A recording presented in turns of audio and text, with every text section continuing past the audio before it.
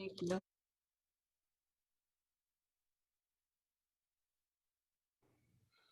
Good afternoon, everyone, and welcome to the City of Santa Clara Stadium Authority and Special Council meeting. It's a continuance from the meeting yesterday, but if you could please stand for the Pledge of Allegiance and remain standing for our statement of values.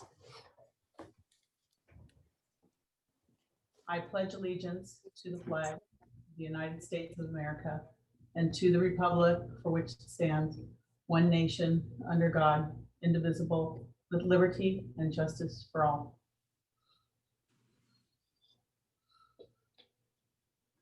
As we gather, we humbly seek blessings upon this meeting. May we act with strength, courage, and will to perform our obligations and duties to our people with justice to all. Let us seek wisdom so that we may act in the best interest of our people, our neighbors, and our country. All this we ask so we may serve our community with fairness and respect, putting their needs before all. Thank you. Please be seated. Assistant City Clerk, roll call. Councilmember, Board Member Watanabe. Here. Vice Mayor, Vice Chair Shahal. Present. Councilmember, Board Member Hardy. Present. Councilmember, Board Member Park. Here. Councilmember, Board Member Jane. Yes, here. Councilmember, Board Member Becker. Present. Mayor and Chair Gilmore. Yes, here. Thank you. May I read the announcement and statement Yeah. of behavioral standards? Yes, please. Members of the Santa Clara Stadium Authority, Sports and Open Space Authority, and Housing Authority are entitled to receive $30 for each attended meeting. Statement of behavioral standards. The City of Santa Clara has adopted a code of ethics and values and behavioral standards for public meetings to promote and maintain the highest levels of conduct. This includes mutual respect, robust discussion, and allowing city business to be done in an efficient and consistent manner. Please note that as the presiding officer, the mayor's and chair direction in matters of process and decorum should be followed, and that use of the gavel indicates all conversations must conclude, and everyone in attendance should come to order and attention. Welcome and thank you for your participation. Thank you, Assistant City Clerk. Now I'd like to just read an opening statement. Good afternoon and welcome to today's City Council meeting. The City of Santa Clara and Santa Clara County continues to take steps as we comply with the County Public Health Department orders and guidance to prevent and slow the spread of COVID-19. This includes social distancing, the use of face coverings, and frequent hand washing. For today's meeting, the city has implemented a Zoom feature to allow public participation from the safety of your home or office. Members of the public can join via the link and or call in to the Zoom meeting displayed on the screen now. If you would like to speak on an agenda item or during public presentations, please raise your hand on the Zoom application or press *9 on your phone. Please only raise your hand on the Zoom application. Please only raise your hand while the item you're seeking to speak on is being presented. Staff will enter your name or the last 4 digits of your phone number, and I will call on you to speak. As a friendly reminder, members of the public have 2 minutes to speak on an agenda item and 3 minutes on public presentations, and those are topics that are not on the agenda.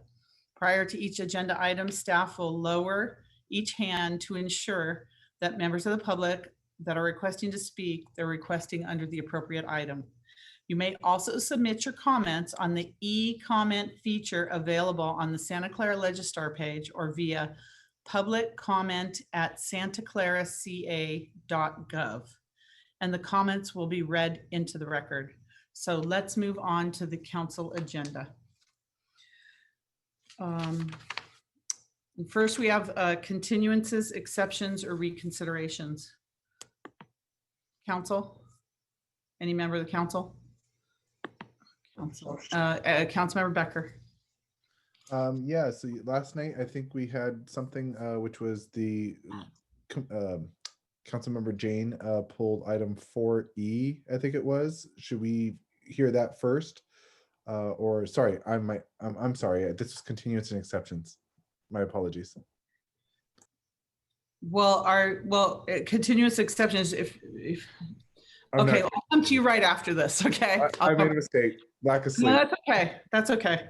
Yeah, it feels like we were just here, doesn't it? Deja vu, here we are, round two. All right, continuance is accepted. Anybody else from the city council?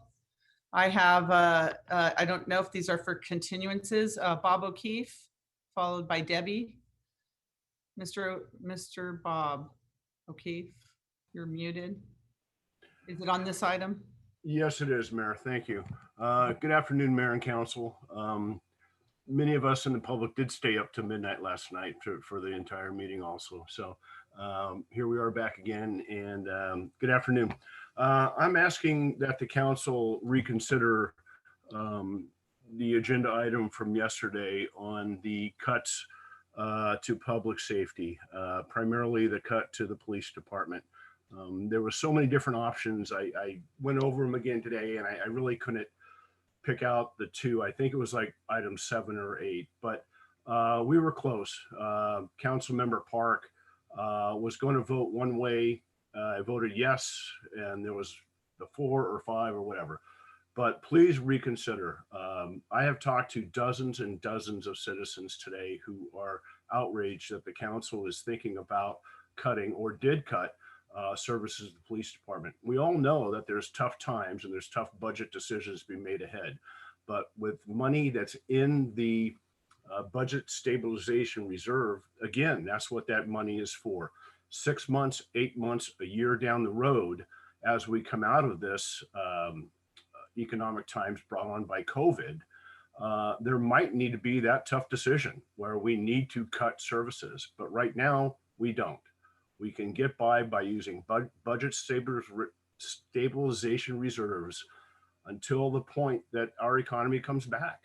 Our economy is going to come back. Every indicator says it is. This is not a recession, a depression, or an economic downturn that is caused by economic stimulus. This was caused by a pandemic.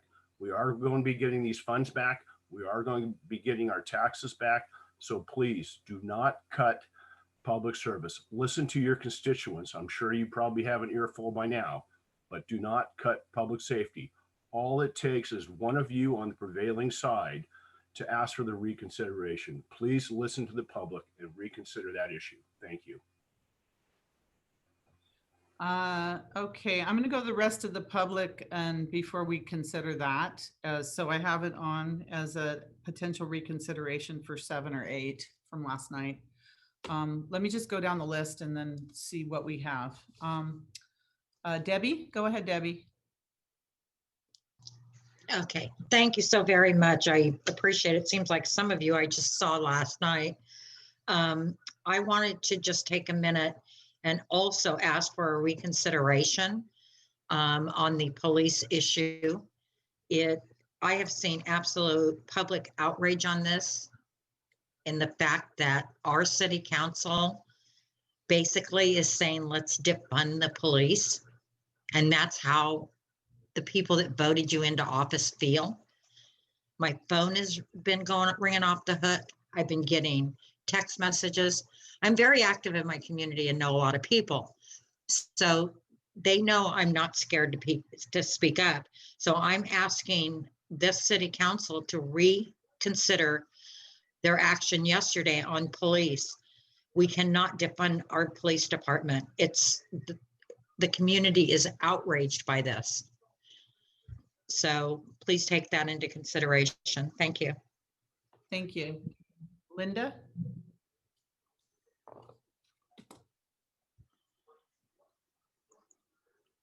Good afternoon. I would like to echo Bob and Debbie's request for reconsideration of your decision last night to make funding cuts to the police department.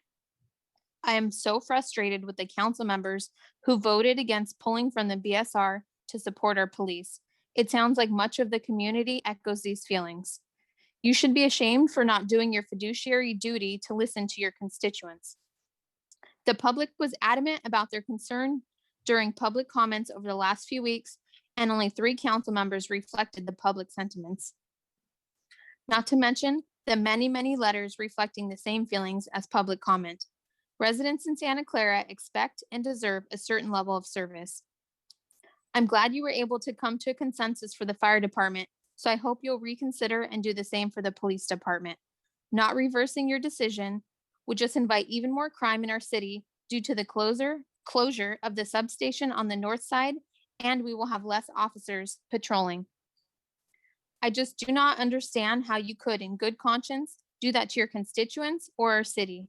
Please reconsider your decision so we can keep our city safe. Thank you. Thank you, Linda. Next, we have Mike. Go ahead, Mike. Thank you, Mayor. I live in District 6, and I am on the furthest southwest corner of Santa Clara. It often gets forgotten. And with the closures of the substation, it puts me further out of reach. I am grateful that our Councilmember Becker realized that public safety is important. I'm going to get a little selfish in this, and I'm going to ask, what about my public safety? How do I ensure that now? The solution to the budget problem, was resolved by just doing cuts. Now, how do we resolve public safety? We need an answer to that. I mean, for every action that you guys take, you guys should have a alternate solution for the lack of, presence of police on the beat. I'm in a corner out here, and I know that some of the outskirt neighbors are too, especially on the north side where there is no longer a substation. How long would it take you to get across town? How long would it take you to get from PD to, the Apple campus, which we're actually right next to? We really need either a reconsideration or we need solutions to what you guys think will provide your constituents and your neighbors, we're your neighbors, with the level of safety that, we should be afforded. Thank you. Thank you, Mike. Okay, now I'm going to go back to the original request from Mr. Bob O'Keefe of the police item, which was 7 and 8. Both of those items failed. 7, if I remember correctly, though it was like late at night, needed 5 votes, and the council members that voted in favor were only 4. So that failed. And then the alternative number 8, which was for the police department as well, coming from a different fund, only 3 council members, Watanabe, Becker, and myself, voted for that. So then that failed. So city attorney, who's in the prevailing side of these issues? Because both motions failed. Thank you, Mayor. Why don't I just bring up the policy? The policy refers to actions. So so the failure of a motion results in no action. That's the problem here. So you can't reconsider a motion that failed. You can only reconsider a motion that actually took action. That's how I'm reading it. I can bring it up. Hold on, see if I can. How do I share the screen here? Am I able to do that? Yes, go ahead and click the green button at the Got bottom. it. Got it.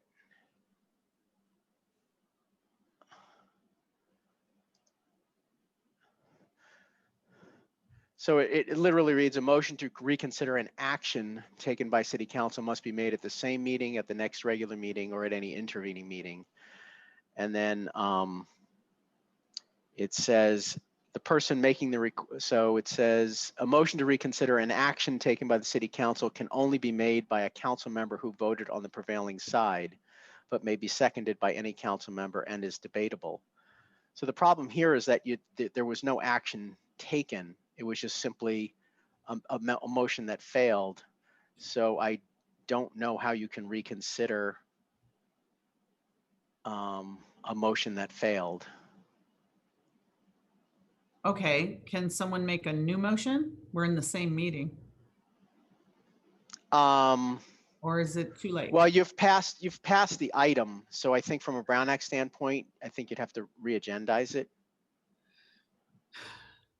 Okay, so you can't, all right. I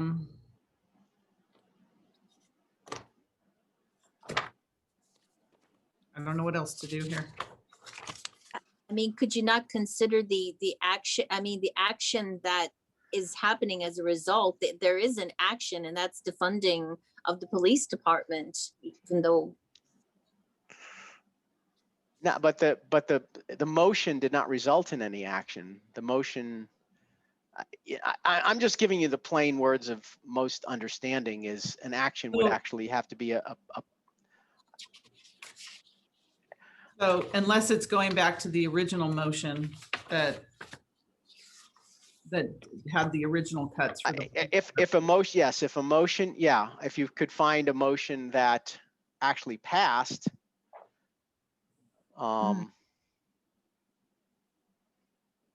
then you could, Which was the original 1, 2, and 4. It would be the original one, the original motion that went out. right, But- and didn't we have, yeah, That took the action to defund the police department. That was in the original motion. right, you could reconsider that motion. Okay. So in that situation, that took 4 council votes, and I remember that. That was Chahal, Hardy, Vice Mayor Chahal, Councilmember Hardy, Councilmember Jane, and Councilmember Park. So it would have to be one of those to vote to reconsider. Correct? Yes, Okay. So I'm going to ask, is there any council member, Vice Mayor Chahal, Councilmember Hardy, Councilmember Jane, or Councilmember Park? Would you vote to reconsider your action on alternatives? I mean, on the main motion 1, 2, and 4 that went through?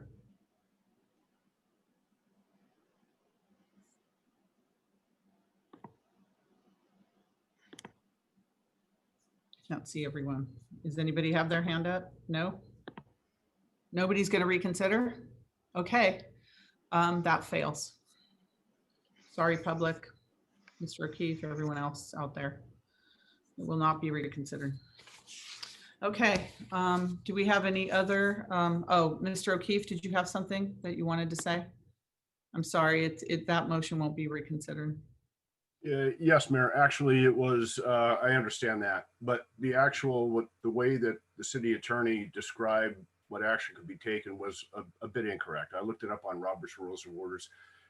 There was a brief summary in the Santa Clara documents, but the action taken was actually the vote itself. So it doesn't matter if the action failed, passed, or whatever. The action taken by council was a vote.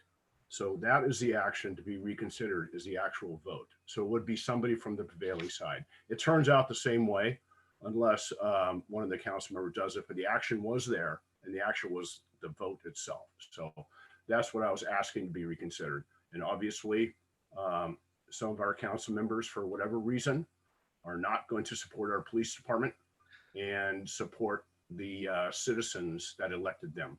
And that's fine. We will deal with that. Thank you, Mayor. And All right. thank you Thank for you. bringing up the reconsideration. Thank you for trying. We do appreciate it. I'm sure a lot of people appreciate that. Okay, so we're going to move. Oh, I'm sorry. Debbie, I'll go to you, and then I'm going to go back to Councilmember Becker. Go ahead, Thank Debbie. you. Thank you, Mayor. I appreciate it. I would like to verbally hear each one of the council members state what their vote was yesterday for the purpose of the public hearing exactly how they voted on that issue. Thank you. That would be up to the council members. I can't force them to do anything. So, Councilmember Watanabe. I obviously voted in support of the fire department, and I was unfortunately on the side, I was not on the prevailing side to pass the alternatives regarding the police department.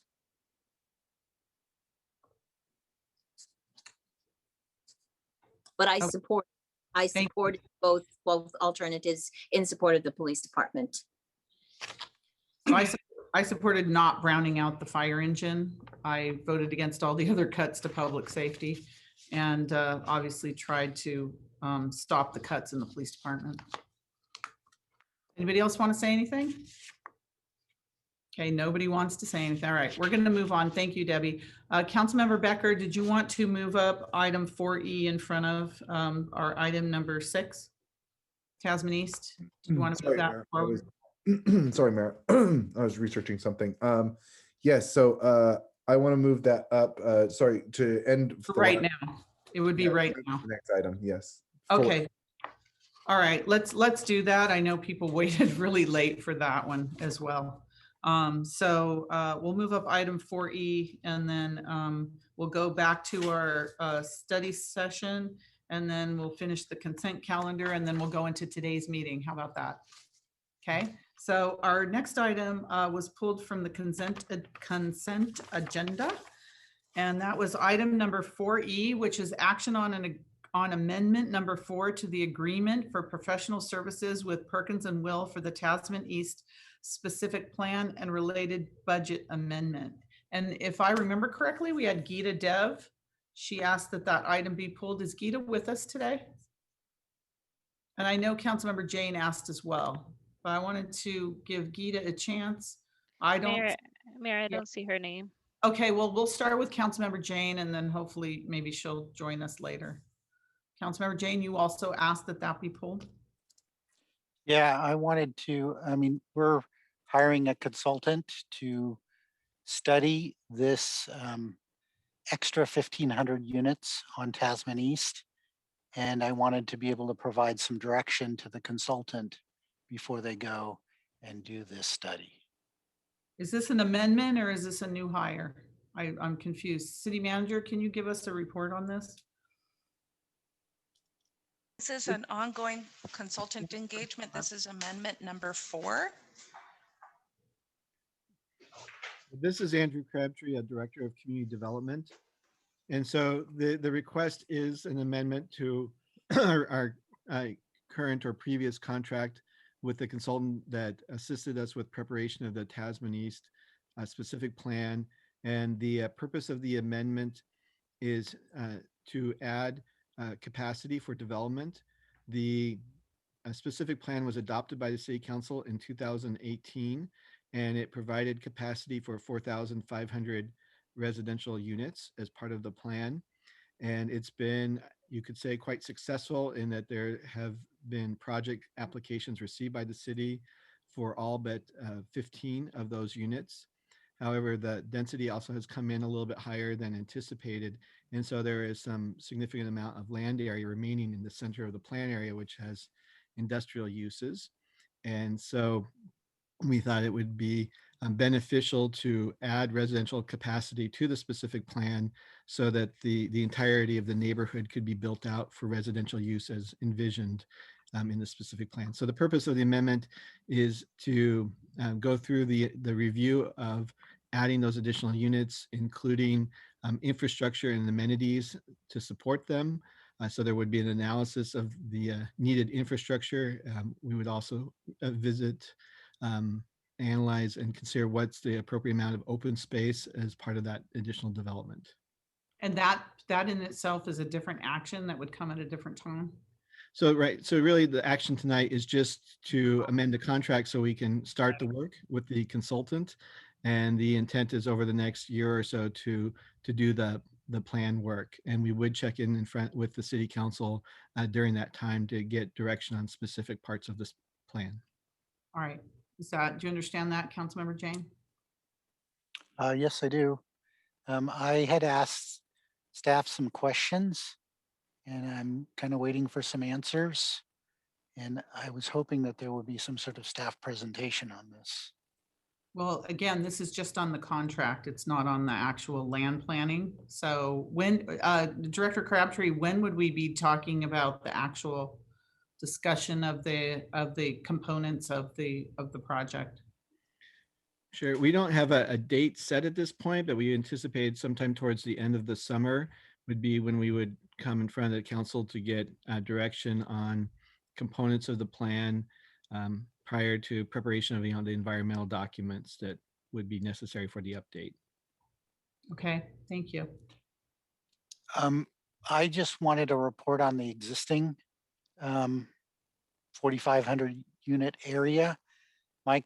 I'll just tell you what my concern is that 4,500 units will generate somewhere around maybe 10,000 residents. And we have sort of a requirement of providing 3 acres of parkland per 1,000 residents. And so the 3 acres times 10,000 times 10 is 30 acres. So technically this 45 acre piece of land should have 30 acres of park land. Now I understand that that's not exactly feasible, but it turns out that the 4,500 units ended up being on a smaller portion of the 45 acres. And now instead of providing the balance of that as parkland for residents, we're just going to put more units there, which will actually require more parkland. So when you actually add it all up, the total of 6,000 units would require almost 45 acres of parkland. And so my concern is that we're cheating the future residents of this property by not providing enough parkland for them.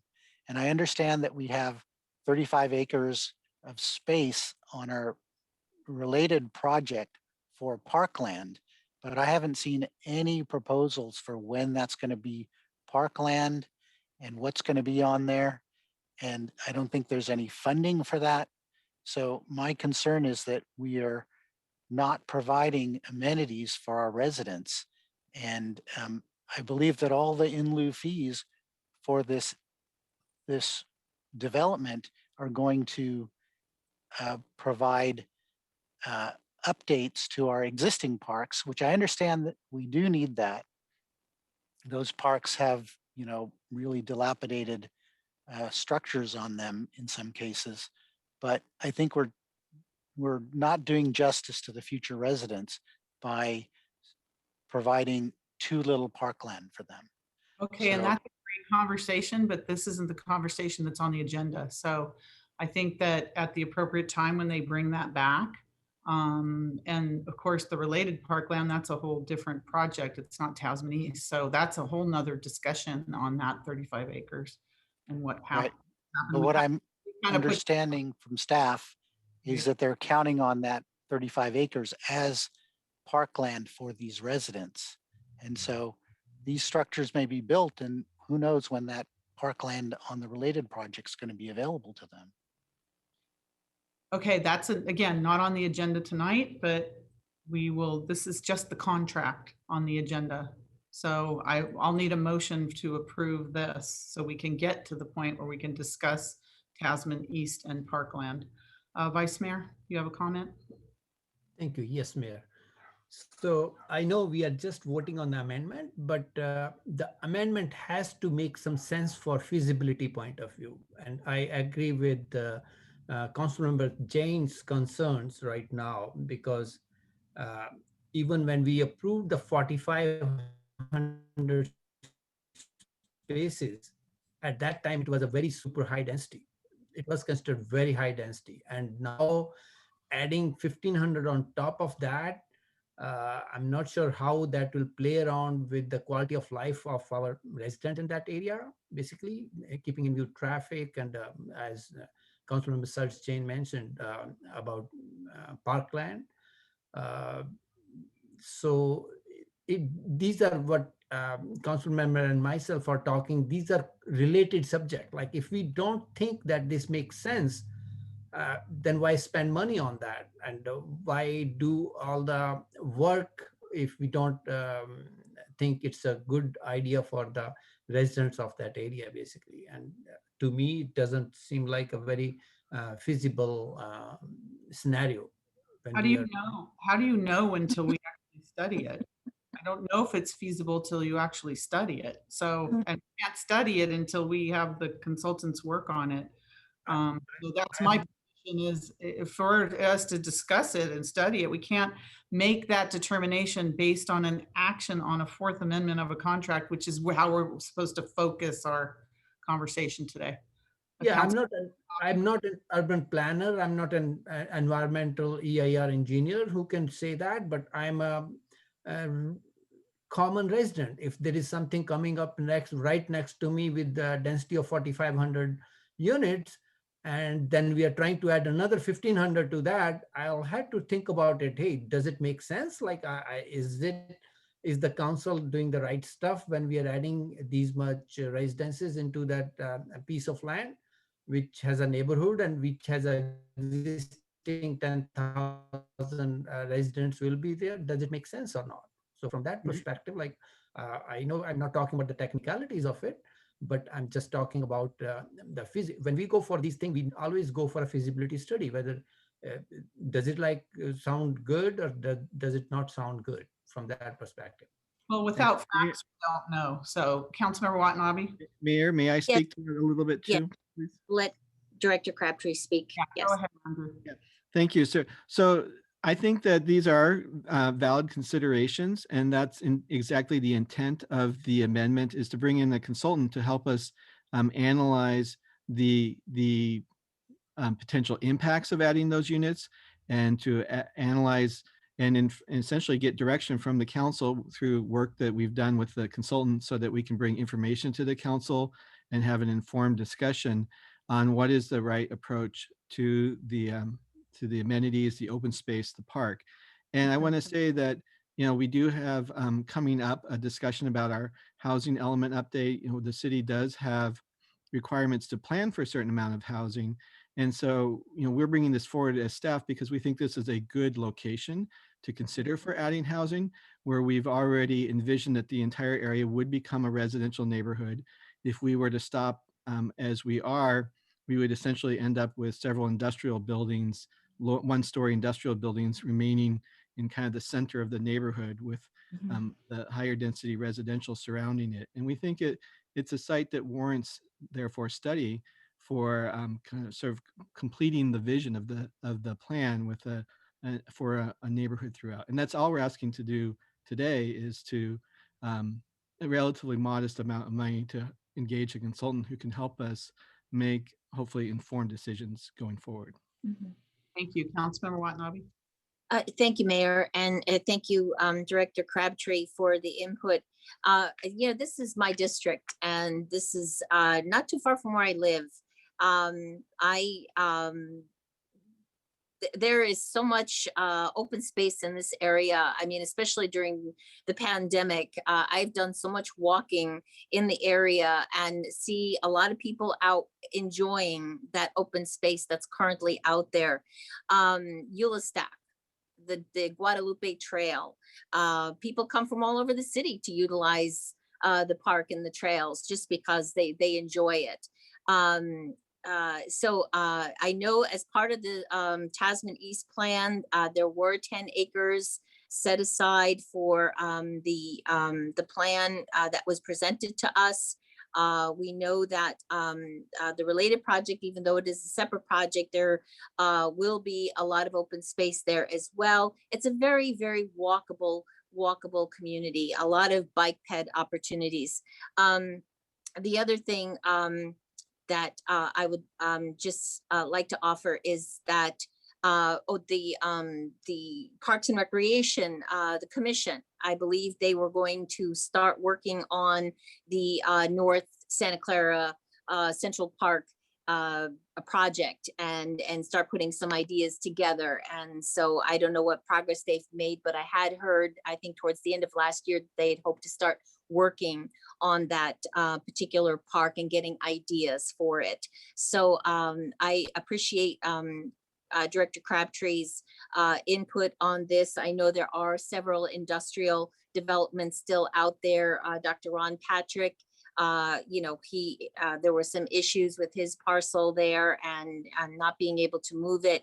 So I appreciate having somebody to be a consultant coming in and taking a look at the properties there and just seeing what is the highest and best use of the developments, and to make sure that the community benefits are available and see how they can be incorporated into the existing area, which includes, like I said, Stack, Guadalupe trails. There's so much out there already.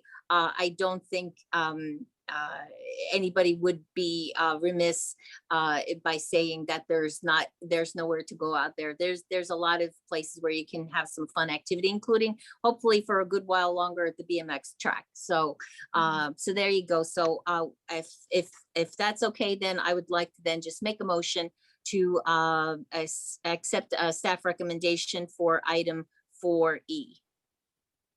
Okay, thank you. There's a motion. Is there a second? I'll second that. Thank you, Karen. All right, Councilmember Jane, and then Park. I realize that there are trails up there and there's Eulastack, but I'm talking about soccer fields and basketball courts and tennis courts, things for kids to play on, where they can hang out with their friends. And, you know, I look at like Central Park in New York City. Manhattan is extremely dense, and Central Park is like a pressure cooker release valve. Parks are pressure cooker release valves. And so if we are not providing enough places for our kids to have wholesome entertainment, we're really shortchanging it. It could be, you know, kind of like a tenement if we don't provide enough amenities for people to really enjoy quality of life there. Thank you. Councilmember Park. Yeah, so every time I hear about land that should be made into open space, I think about the 900 Kylie project, where we had the opportunity to create open space right next to Central Park and maybe perhaps move the lawn bowling, move the rec center. It would have opened up Central Park a lot more, but we chose to sell that land for, I think, something on the order of $4 million. And if I knew that land would go for that cheap, I probably would have gone in with a couple of friends to buy that land myself. I also believe that the land that Councilmember Jane is asking for is not, you know, to add just to the current situation, but the situation when we've added thousands and thousands of new residents. And I think that we need to keep that in mind, which is the one thing that we know will happen is more people will come. And the other thing we know that will likely happen is they don't make land anymore. And I feel that we need to preserve the land while we can, because we're not going to get the land back and we're not going to stop the people from coming. And we need to reserve the land when we can. And I think that's the point that Councilmember Jane is making. And the larger the piece of land that we have, the more opportunities, the more possibilities we have for other projects like, you know, baseball fields and tennis courts and soccer fields and things like that. So, you know, that's the point I'd like to make. I think I'd like to vote on the motion now. Thank you. Okay, I'm just going to say I think that this would be a good opportunity when this comes back for council members to look at the Tasmanese plan in relation to the related Santa Clara plan as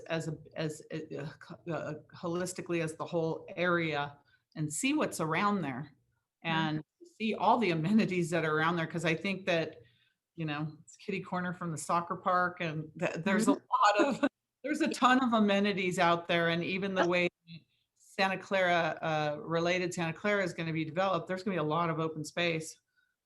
It's 230 acres. It's a lot of open space there. And then with our 35-acre Central Park North, if we ever find the money to build that, with the trail systems, it's going to be an amazing area.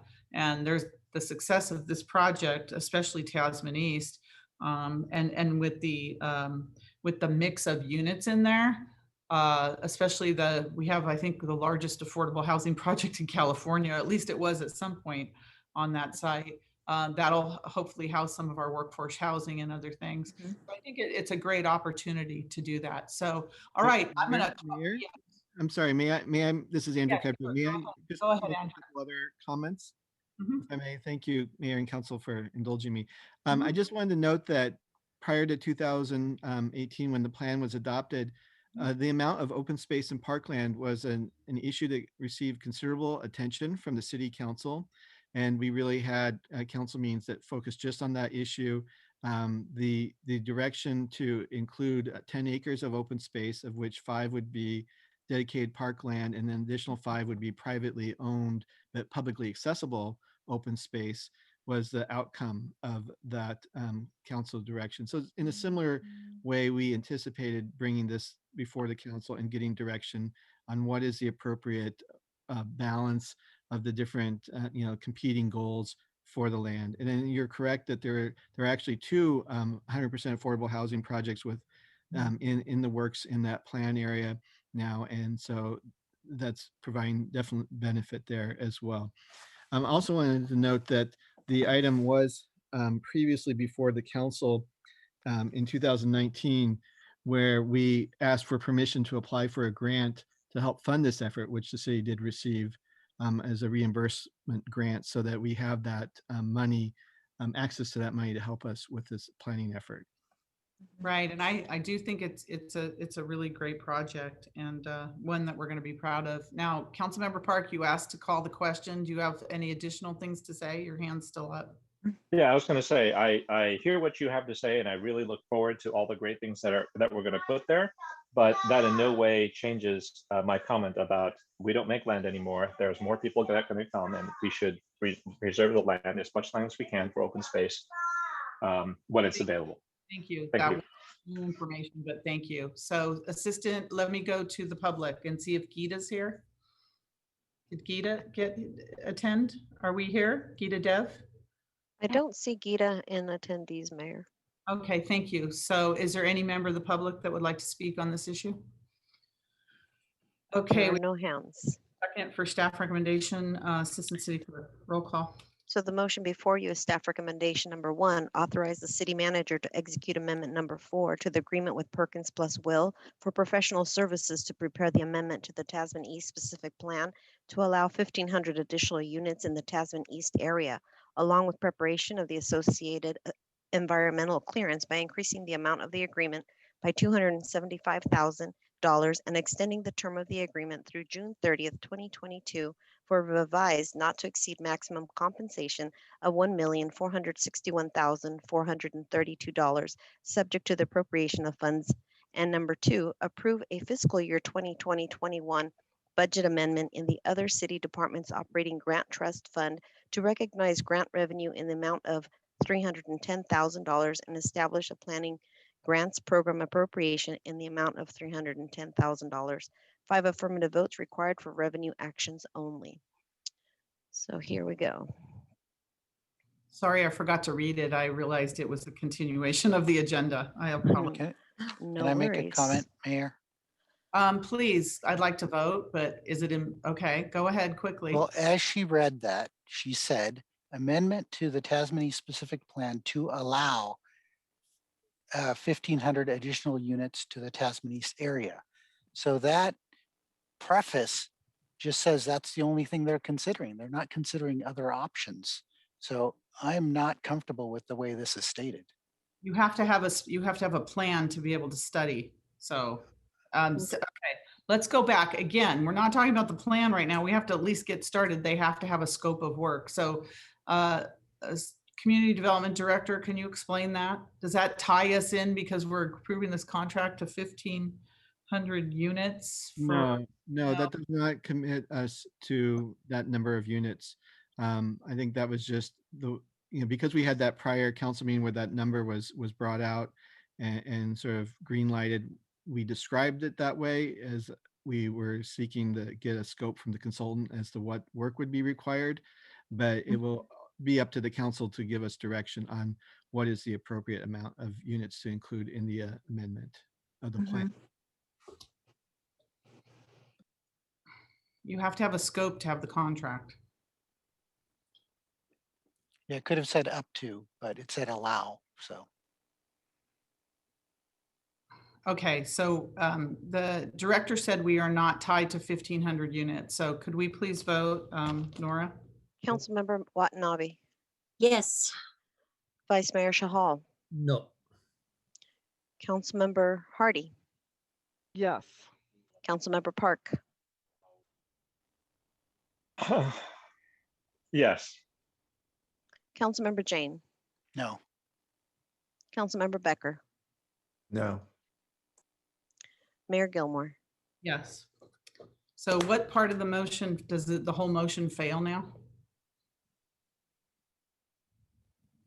The motion was read as one action. The second action is, which requires 5 votes, as that's revenue. Oh, they both do. I'm sorry. Okay, I'm on so 4F. I'm sorry. I'm on the wrong item. I was looking at 4F instead of 4E. so with this, then we have industrial buildings in the middle of Tasman East. Is that if we don't do this? So we have it just the plan the way it is? Is that what everybody wants? I guess. Okay, it fails. So we're gonna move on then. Madam Mayor, that's not what we want, but it has to be something feasible what we want. Like if we Well, are, this is just the agreement. Remember, the agreement. So Yeah. I know it's an agreement, but there should be some ground realities to be presented what we are trying to do over there. If our plan starts with 1,500 plus 4,500, it goes to 6,000, and where are the amenities for those? So, but the planning director said that they have to start with the scope. It's the council that's going to decide how many units. Doesn't mean it's going to be 1,500. It could be 1,000. It could be 200. It could be 0. The council makes that decision. That's what I heard. Planning director, maybe you can tell us. I heard that we have the final say on what is there. They're just taking it so literally out of this that it's not 1,500. We have the final say. Yeah, yes, that's correct. And I don't know if, you could amend the motion to say up to 1,500. That wouldn't. Is that change your opinion of this, council? Will there no people vote yes if you have up to 1,500, or It would change my mind. 1,500? How about 0 to 1,500? I was going to suggest that we either change it, or suggest the edit of up to 1,500, or if we bring back an information briefing first on Tasman East, and then present the action and provide the foundational information, again acknowledging that we were directed by the council to do this back in 2019, and what we were bringing is action of a former council. And so if there's a need to just work with the council and provide more information and get the language right by motion, then happy to do that.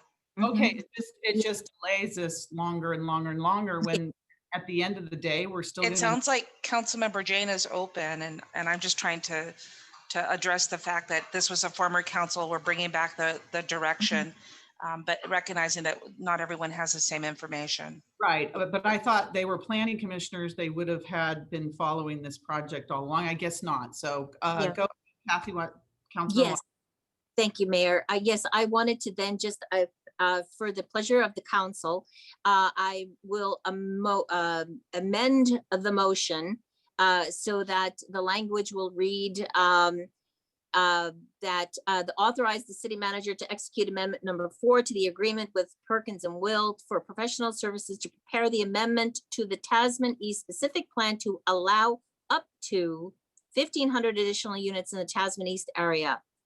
Do I need to read the rest? No. Okay, then that I'm amending the motion. Is that okay with the seconder? Well, Yes, it is. didn't you already take the vote? So you're actually But making a new motion? I don't think we can. It has to be a new motion. It's a new motion. So it's just adding the words up to. Allow up to, yes. Okay. So I second the new motion. Up to 1,500. Okay, on the new motion, Councilmember Becker. Okay, so on the planning commission, I remember going through this, and I remember for some odd reason, I keep thinking that this keeps getting bigger. But at the same time, I remember back then too, I personally wanted more parkland. I wanted more open space. And I think at the time, Commissioner Jane wanted the same thing too. Is that something, maybe staff or somebody can clarify, is that something that I can maybe friendly amendment, ask more parkland, more open space in addition to that up to, maybe that might satisfy Councilmember Jane's proposal. I think that the discussion takes place on planning director. All Yes. of these things would take place if we get to the point where we're discussing this, right? I think you could give us direction that as part of the contract with the consultant, we should study opportunities to add more parkland. Yeah, I think that is probably a better thing to do too. I mean, because I really want to, because like what Councilmember Park said, we can't buy land. I mean, you can't remake land. You can't get it back. So I kind of want that to be a precedence in these projects in the north side is open space and parkland, because I had the benefit growing up, having open space, soccer parks, baseball fields. I kind of want the same thing up in that area for other kids too, because I just the future's there. So would that be something that the original Maker of the motion? maker of the motion would be interested in, and as well as any other things that Councilmember Jane would like to add on to my motion or my amendment? So you're going to say, put in the original motion to study additional opportunities for parkland. Yes. That's Parkland and open space / open space. Because parkland / open space. Yes. Got that, Councilmember Watanabe? Yes, that's fine. Yeah, okay. The second concurs. Okay, very good. Councilmember Jane? I just really liked what City Manager Santana said, is let's just get a full presentation. I'd like to see what's on the existing 40 portion that's having the 4,500 acres. I don't see if we delay this by a month, it would really make a big impact, and we could get a full presentation to explain, where are the tennis courts? Where are the basketball courts? Where are the fields? And maybe from a consultant, how many you really need to support this many people? Because I think I don't have a clear picture of what life is going to look like in this area. That's okay. City Manager, can you tell us about your capacity for having a full presentation on Tasman East? When this could happen? I'd like to look at the tentative agenda because I know that our agendas have been full. But I could look at, we obviously have Tasman East presentation, so we would just need to update it. I could look at over the month and then just respond next week on the 16th, what date we would be able to come back with based on agenda management planning. So what do we do, City Attorney, vote to table this until then? Well, before you make a decision, I just wanted to point out that the actual amendment, I just looked at the amendment that's attached to the report in the packet. It already says contractor will evaluate the impacts on urban form of an increase of up to 1,500 units on properties within the site boundary. So it was just that the wording on the recommendation was a little bit inartful in not using the word up to. I did, because this is in fact a way of getting started on somebody working on the project. I kind of like the idea of Director Crabtree, that we could just, the council could provide ancillary direction under this study to also analyze whether there should be more parkland. I'm just trying to find out what we do with this motion.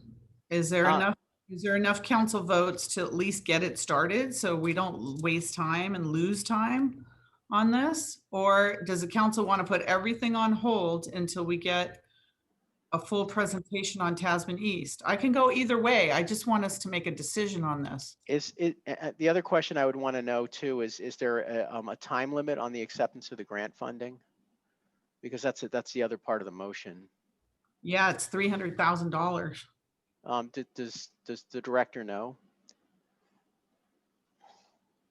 Well, I know that there's a time limit. I don't know what it is. And, it basically could, if we start later, that means we might have to go faster. But I don't have the specific date. Yeah, so I think that is a consideration because a lot of times grant funding, if not used within the time, goes away. So I think that's, that's something you could bring back as well. I'm just trying to give the council as much information as All possible. right, if we don't take action, we just take that risk. Yeah. Could we make a motion then to continue this item maybe to the next meeting so that we have more information? No, because we end up continuing, in my opinion, we end up continuing so many things we can't get through an agenda. So either we approve this or we wait till the city manager comes back with a full presentation on Tasman East. We should do one or the other. My preference would be to wait for a presentation on Tasman East and see the whole scope of the project. Councilmember Jane does too. Councilmember Becker's shaking his head. So, so maybe someone make that motion so at least we can get going on this. Councilmember Becker, go ahead. Thank you, Mayor. Just to state, while, being on the council now, we want to get this right. Being on the planning commission, when we voted certain ways, when we wanted recommendations, it would go to council. Some of the things we wanted didn't get there. We really want to be a little more, I guess, lenient and a little more concerned, I guess, about open space and parkland. So that's why I would like a full presentation. So I'd like to make a motion to continue this for a full presentation. And I mean, I know we're stuck on time, but if I had it my way, I mean, we could even do a brunch if we had to. I'm kidding. Are you Motion. Dinner, something, where we can watch a presentation and enjoy ourselves. But I would like to see that continued, So please. that's a motion. Okay, is there a second? I will second. Yep, either one. Very No good. worries. I think it's fine. And I just want to remind people, we already approved the specific plan of Tasman East. So this is in, an additional plan. Don't we already have a motion on the floor? No, we The didn't. maker withdrew it. Yeah. Okay. All right, Vice Mayor, go ahead and then let's vote on this thing. We have a public member. Okay, go ahead, Vice Mayor. Thank you. So I think that's the right approach. Like even for transparency point of view, like the staff, like this motion mentioned 1,500 units, but we should be doing more brainstorming from the staff. What are the options? Like you rightly put in, what happens to the industrial buildings? So we should be talking about when we presenting this thing, approving this thing, we should have various options. These are the scenarios we might go through instead of leaving this industrial. Open space, restaurants, or bowling alley, or whatever it is. So that would give us a more better idea and better picture what else are the options there, not just the 1,500 units only, basically. So that presentation would give us an idea, and it will be better for the residents also. Thank you. Okay, thank you. Councilmember Watanabe, final comments? Thank you, Mayor. I just, Director Crabtree, mentioned about when this came to the council in 2019, and two of our council members were on the council at that time, and a full presentation was given to us regarding how much property was available and what could be done with the property, and ideas were given at that time. So, I mean, we have had a full presentation on this project already to move it forward, and so I'm happy we're going to bring it back again, refresh people's minds, bring new people up to date. That's great. I think it's a wonderful project. There's a lot of amenities out there already, so I look forward to the next presentation. Thank you, Mayor. Thank you. And I think it'll give people a chance to see what's in that area if they're not familiar with all the things that are happening out there. It's a pretty dynamic area. All right, I'm going to the public. We have a motion, a second. Debbie, go ahead, Debbie. Thank you, Mayor. I appreciate it. I'm okay with you guys taking a step back on this issue. What I struggle with is that the city council seems to think they know exactly what the public wants. And I see that especially in the new city council members.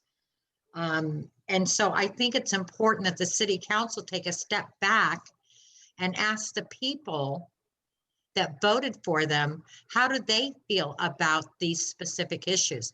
I only remember once that any presentation was done to my community, and that was quite a while ago. So I urge you to go out and talk to the people that this is going to impact.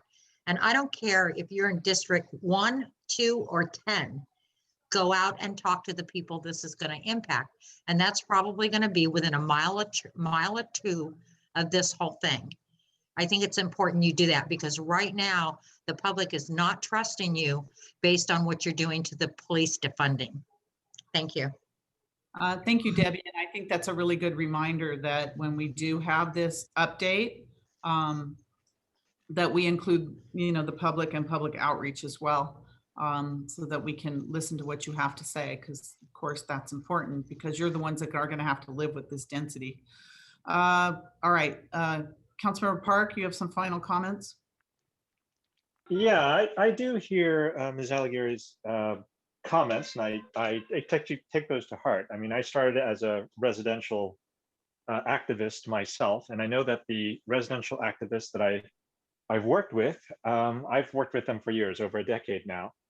Some of them are no longer here, but I hesitated on this vote because I know from the years of going to Planning Commission that if you give a development a centimeter, they take a kilometer. And that has been my concern. I did listen to what Mr. Crabtree said, and I said, well, hopefully, we will remember this conversation. And then it was interesting to me to hear how the most recent planning commissioners felt about the wording and the project. And I thought, oh, okay, that's more interesting, because they've had a lot more recent experience, and perhaps my fears of giving a centimeter and them taking a kilometer, maybe those are justified. I also know that EIRs are supposed to take into account alternative uses. But again, unless those uses are presented to the people creating the EIR, many times the alternative uses don't go into anything that the residents or the people in the area would desire. So I think it's a good chance to set some direction beyond just the 1,500 new units. And I fully support this motion. Thank you.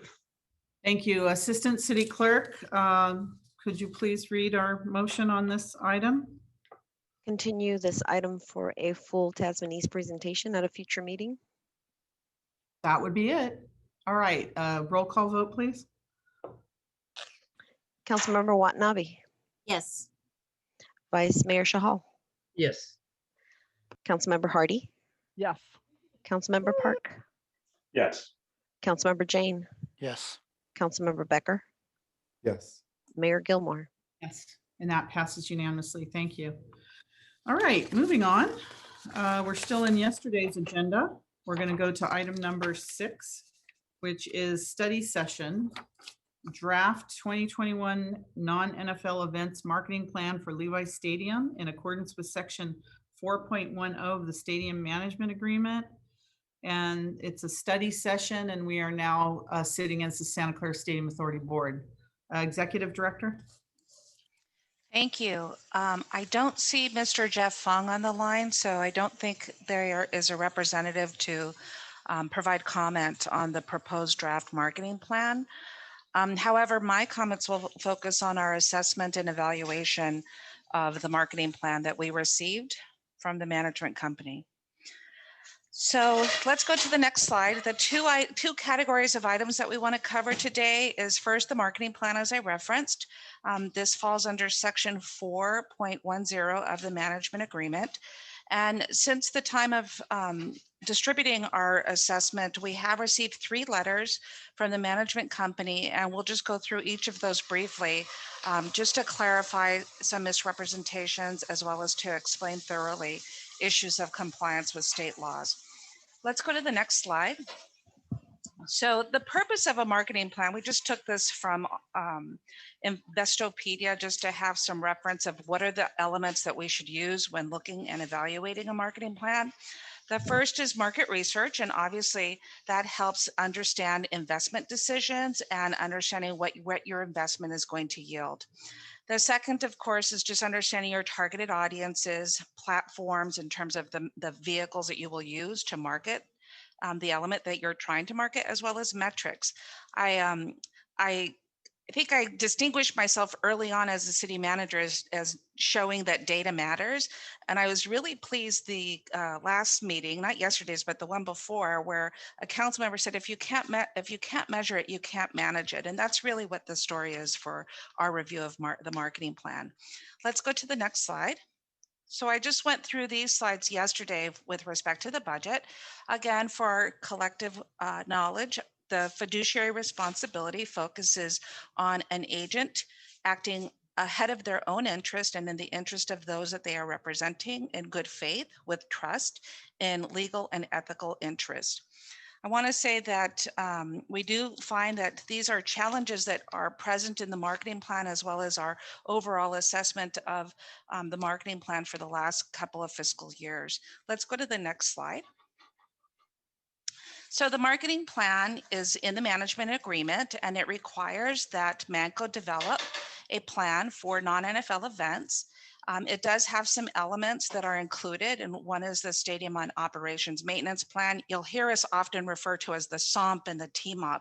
Later on, we'll talk a little bit about the TMOP, which is the Transportation Management Operations Plan, which is isn't anything that the board approves. However, we do want to cover some issues important for us and just some response to some of Manco's input. The marketing plan also sets forth the stadium manager's plan to develop, implement, and monitor marketing, booking, advertising, and promotion, as well as we need to mutually agree with the stadium manager on the marketing plan elements. So let's go to the next slide. Since 2019, the stadium board has not been able to agree to the marketing plan, and largely because there has been the absence of metrics and key performance indicators. In 2018, we did present a marketing plan that was reflective of board direction, as well as we received a commitment from the stadium manager that they would work with the stadium authority to put together key performance indicators to begin to develop trend data and understand how to interpret the marketing plan efforts. We used a year of our time as well as resources to provide support for the stadium manager in putting key performance indicators, but ultimately that project was abandoned by the stadium manager. That means that we have no meaningful discussion regarding how to look at the past year's trend data and to understand investments in certain areas, what that will yield by way of performance. We also mentioned in our 2019 that there was a risk of not meeting the naming rights agreement, and that we should have language in the marketing plan that explains what is the stadium manager's plan for meeting the legal requirements of the naming rights agreement. We also talked about the significant decrease in projected revenue for 2018-19, and that there was no strategies to enhance revenue or mitigate losses, as well as the lack of explanation for how booking numerous money-losing events and various giveaways was advantageous to the marketing strategy. Let's go to the next slide. 2020, we were presented with much of the same information in the marketing plan, and the board again declined to approve the marketing plan because again, there was the absence in the turnaround strategy. By this time, there was multiple years now being developed of not a profitable venue, as well as the 2019 marketing plan issues had not been discussed or addressed. There was also declining financial performance, and the board had asked for information, as well as a lack of alignment on key provisions in the management agreement. In this case, at that time, under management agreement provision, I believe it's either 3.3 or 4, I think it's 3.3, there is a required to notify, provide us with a standard of care, as well as the mechanisms for booking duties and responsibilities and disclosures.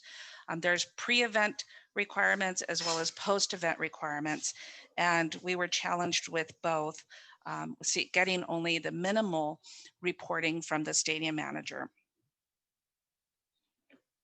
Go to the next slide. So in terms of feedback by category, there's 4 areas I want to cover. One is just the key considerations of 2021, the marketing plan data, results that we have assembled, alignment to the management agreement, and then at first it was just response to March 1st, but we now have the 5th and the March 8th letter. So we'll go through each of these. Next slide.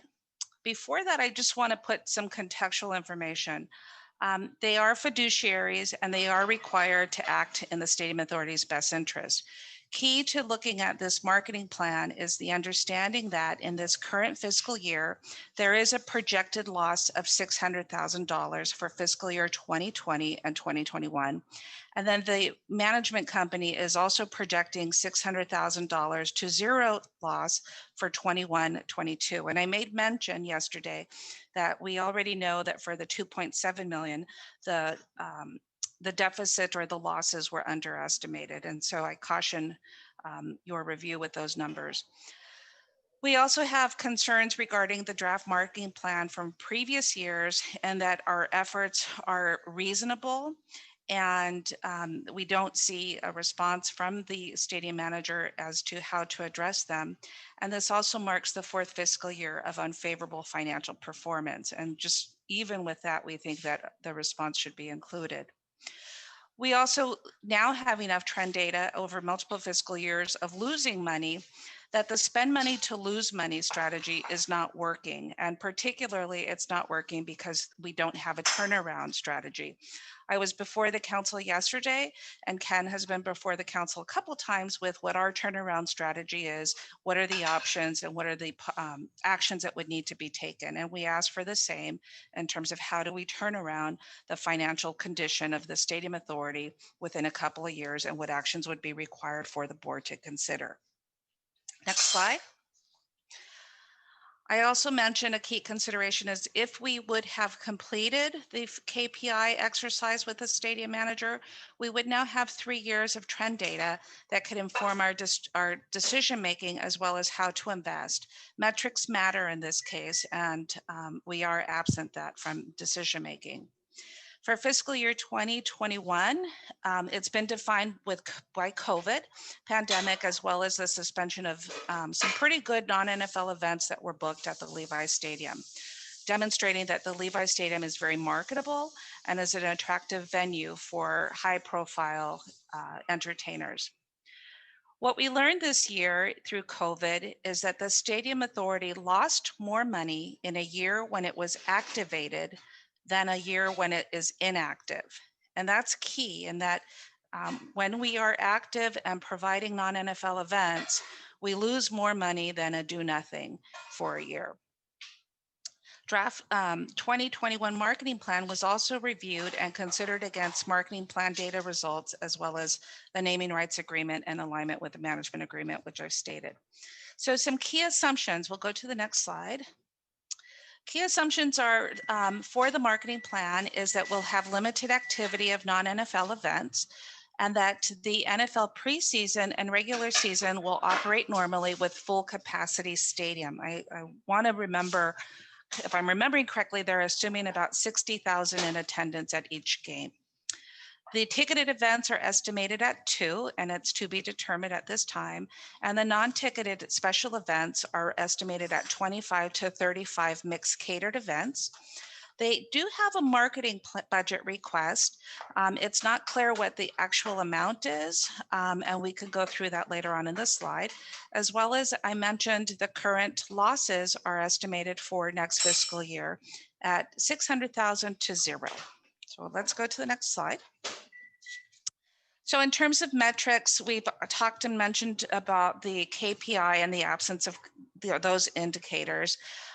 We did take some time in the early years of in 2017 and 18 and began to assemble our own data just to understand what the performance of the stadium manager was with booking on NFL events.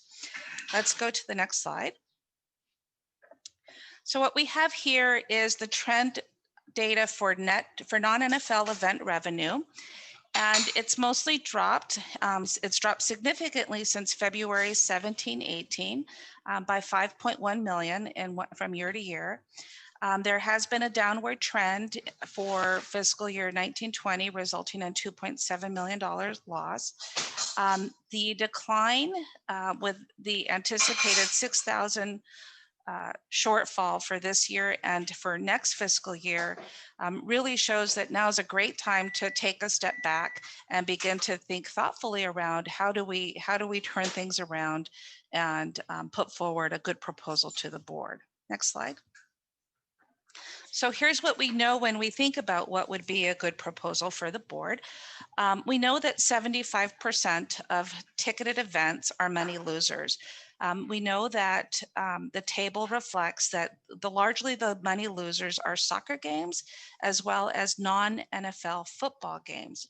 I want to call your attention to Pac-12, and this is why management agreement provision 3.3 is important, in that this is a multi-year event that was signed into agreement to host, but each year that the event was hosted, on average, it loses about $2.6 to $2.7 million. If the agreements were being followed and adhered to, that would have been a disclosure to the stadium authority so that we were aware that the management company had entered into obligation of the stadium authority that was a money loser for multiple years. It would allow for us to understand how losing that money would then create money. It's likely that the events on the non-NFL football side generate money for the NFL side. However, it has not shown to be profitable here for the stadium authority. Based on the data for these 2 fiscal years, and we'll look at the next slide, it does show that we are losing money from ticketed non-NFL events versus making money.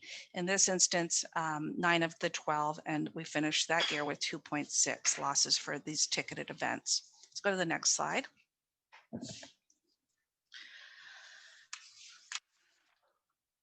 So for fiscal year 1920, there was, again, the data trend continued with 75% of non-NFL ticket events losing money.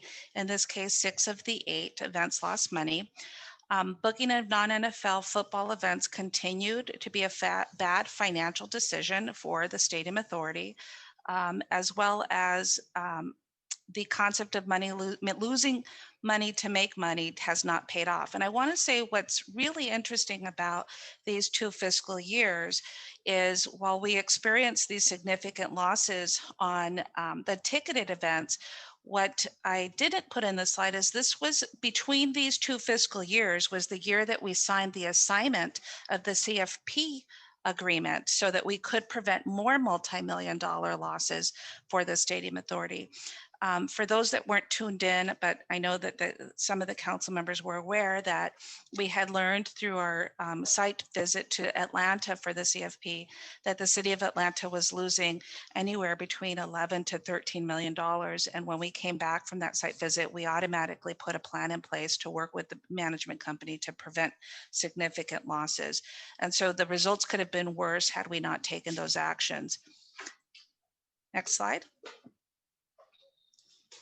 So this is a small font chart, but I want to call your attention again to the 2 fiscal years where we really started putting data together. And what's interesting about fiscal year 17, 18, 18, 19, again, it's during the time when we were planning for CFP. But also the 2 fiscal years are somewhat similar in nature in that the ticketed events are similar by number in terms of 13 events. And for fiscal year 17, 18, and for fiscal year 18, 19, there's 12 events. And then for non-ticketed events, there's also a similar number. They're within the range of 126 and 112. However, the financial results are incredibly different in that for 17, 18, the profit for performance rent was 2.4, and for 18, 19, it was 0. When you look at what could have happened, it really speaks to there's underlying factors with respect to how we would lose $2.4 million from one year to the next when the activity is relatively the same. It does indicate that there is more happening, and you could look at the contract provisions for which the stadium manager is responsible for negotiating, and how, as a fiduciary, they are contracting in our best interest. We already know that the CFP was a commitment that could have resulted in millions of dollars to the stadium authority. We already know that 75% are money losers through an element of the contract provisions that they provide. And we know that they signed on to non-NFL football events for multi-years that were just losses after each year. What's also important to note is that we have already in some of our documents discovered self-dealing, diversion of revenue, and conflicts of interest. And so that's really important when we look at this trend and understand it is based on yesterday's suggestion, could it be bigger than 2 people?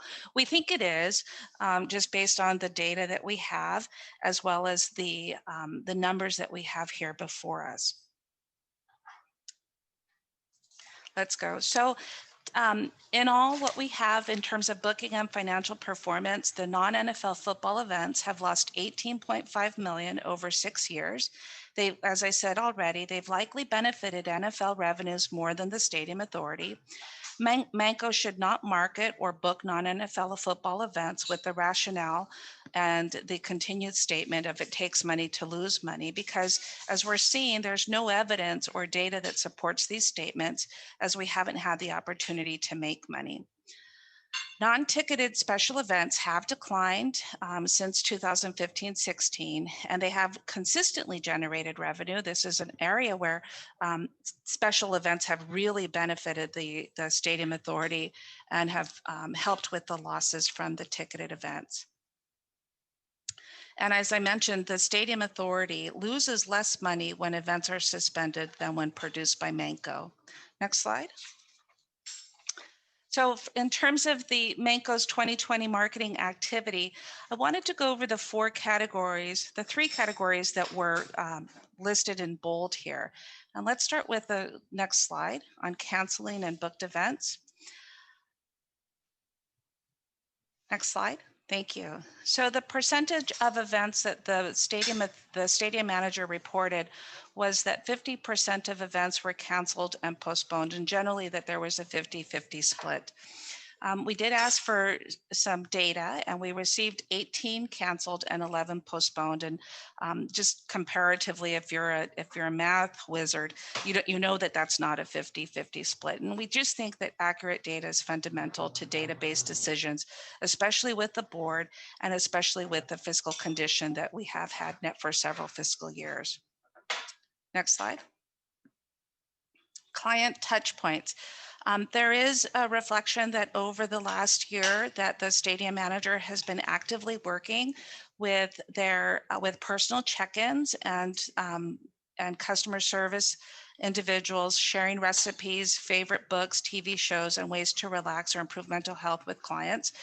They have reported that they've done 3,900 plus client touch points with an effort of engaging the clients for purposes of booking future events. And we did hear that there was a positive feedback on those client engagements. And we think this is a great opportunity to understand the cost benefit of that investment of making nearly 4,000 calls. We think that this is an opportunity to develop a KPI as well as to understand both the quantitative and the qualitative data around this engagement, because it comes at a cost and it's an investment, and we should be able to tie that to the outcomes. I know that there was a board question about whether what our professional consultant thought about that, and he agreed in his responses that this is measurable. You could develop performance measures around it, and that they would be useful. Let's go to the next slide. In terms of client survey, the management company did complete a survey. They did send out 431. They received 17 responses. We're just concerned that a 4% response rate is low to make decisions and present them as valid or statistically representative in front of the board. And so we did ask them. We do understand that they're in process of following up on a survey in either the March, April timeframe. Next slide. So as I mentioned, the client touch points and survey reflect market research activity. Those should be, but the information is derived is very limited or undocumented, and it's very hard to use that in terms of informing or using it as a data trend. Messaging and specific targeted audiences, it's very valuable, but it's unclear in terms of what does that mean with respect to the effectiveness of marketing or investment as put forward by the management company. And as I mentioned already, we should have quantitative and qualitative data. Let's go to the next slide. Here's the 2021 marketing plan, and we'll just speak to some areas of interest for the board under new event packages, marketing budget, as well as diversified ticketed events. So in terms of new event packages, the stadium manager under COVID-19 pandemic has prompted Manco to evaluate and focus on non-ticketed special events. We think that's a good thing because that's where we've had good results with respect to profitability. And so we think that this is an opportunity to enhance the activity, and it's part of a good strategy. Next slide. Marketing budget, it's not clear under the marketing budget. They do express for the 21-22 projections, they do express a need to increase the marketing budget. It's unclear whether they're asking for 115,000 or 50,000. But I also think that with an increase in a marketing budget allocation, it should come with an understanding of how these dollars will be invested and what the outcome would be proposed if more dollars are invested with the marketing strategy.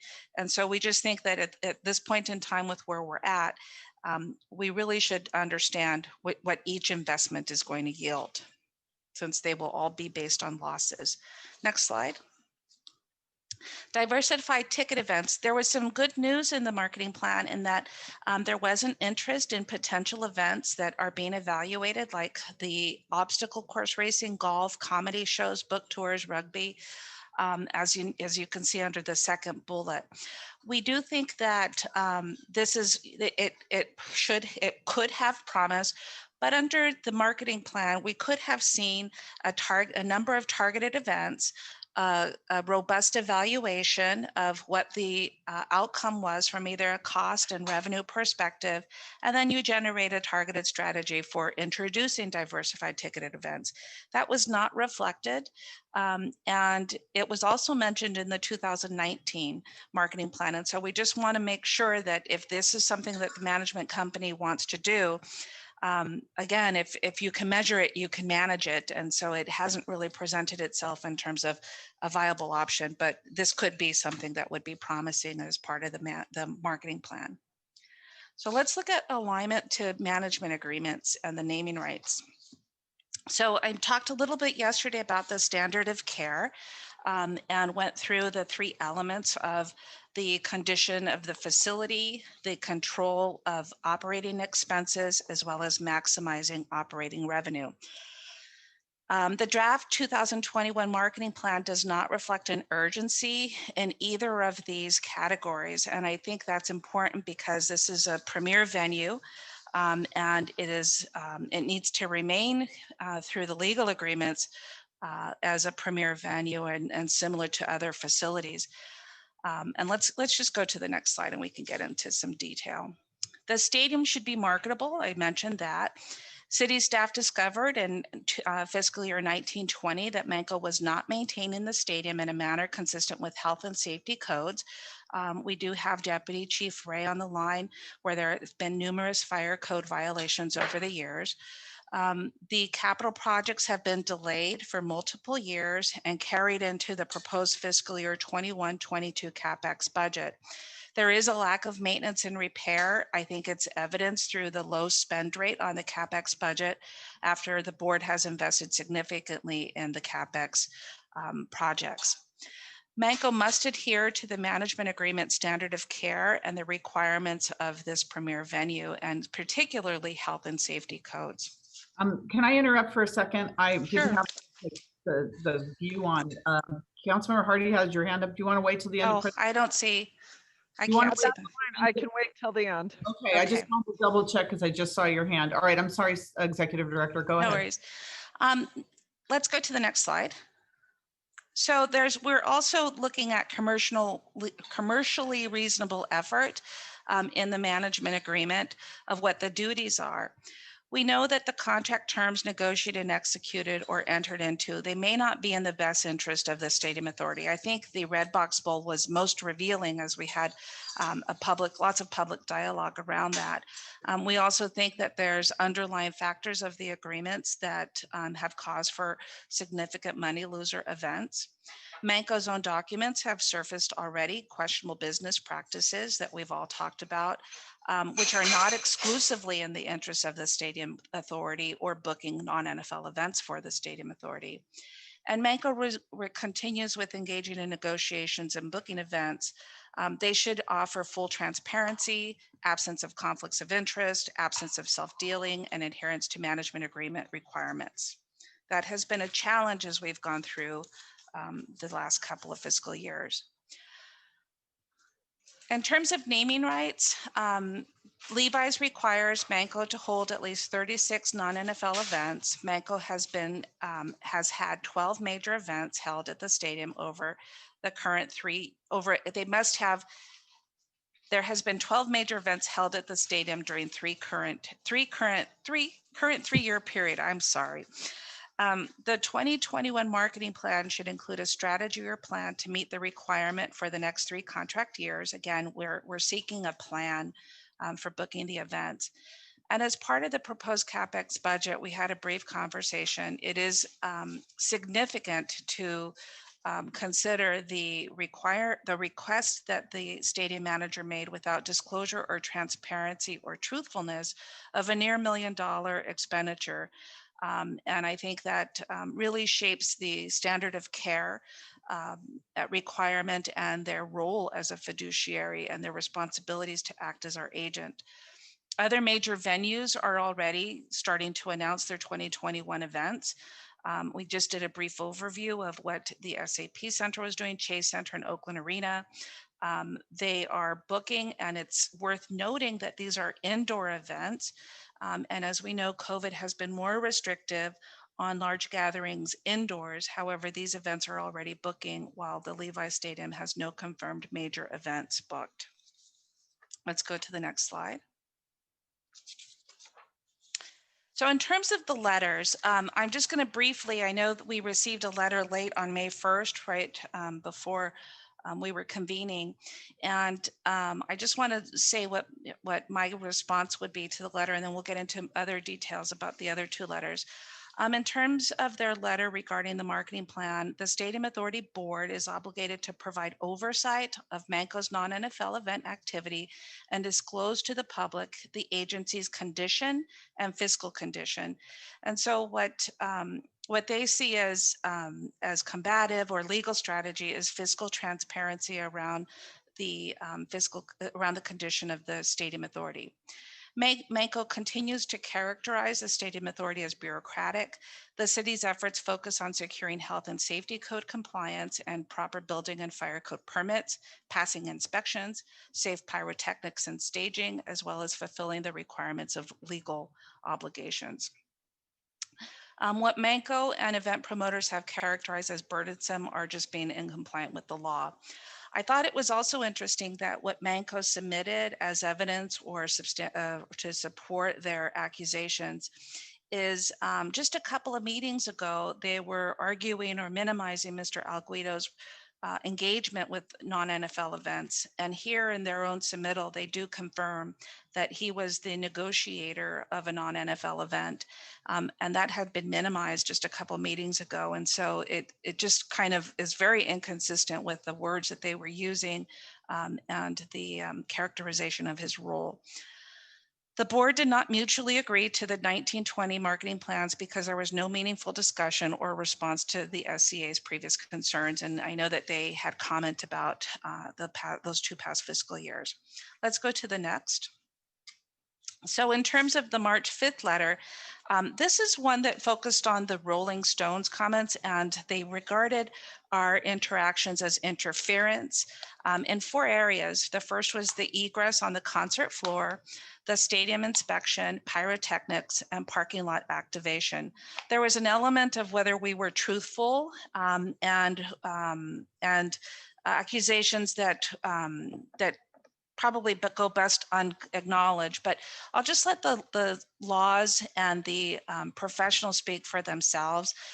We provided the routine permitting and inspection for a concert. I think in short, it really reveals that we have a management company that should know the state laws. These are very familiar to the promoters, and what they walk away as interference and bureaucracy, we're looking at this through the lens of the state laws that we comply with. And so I'm going to ask our community development director to go through egress, and then we'll just pass through the departments.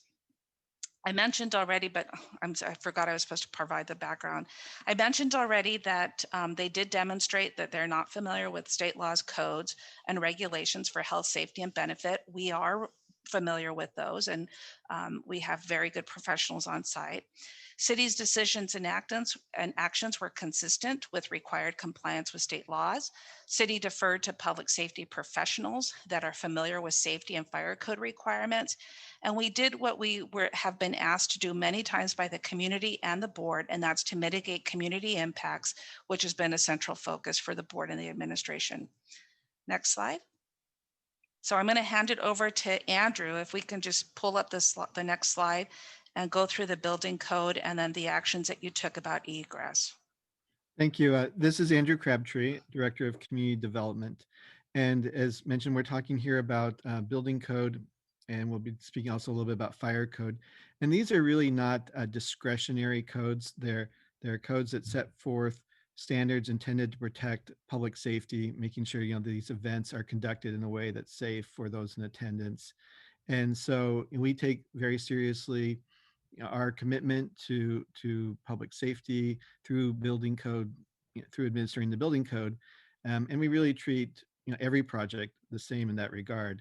So this is just highlighting here on the slide part from the building code where it's speaking to egress, and the fact that there is a minimum width required for a path of egress, so that if people need to leave an event, there is a safe path of travel for them to exit by.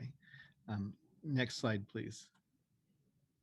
So, we saw that in the letter, there was a statement that the city wanted to change the show layout by proposing installation of physical barriers on the field. And first, just need to correct that's not the case. Staff did not direct them to use bike rack barricades as a means of basically protecting the egress path. We did discuss with them different options for how to do that. And in the end, I believe we settled on we agreed with them that putting tape on the ground to sort of demarcate those egress paths, and then having their personnel making sure they remain clear would be the most appropriate response to that. So, there's some misinformation there in the letter.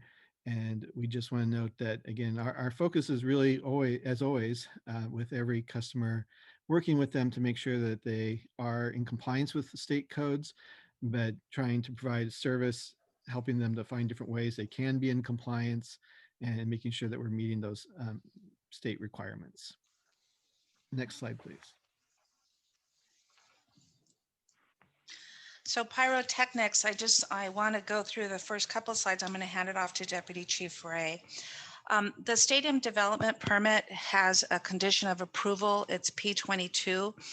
It's use of outdoor areas, and it sets the night outdoor non-NFL events shall be scheduled to end no later than 10 p.m. on Sunday through Thursday at 11 p.m.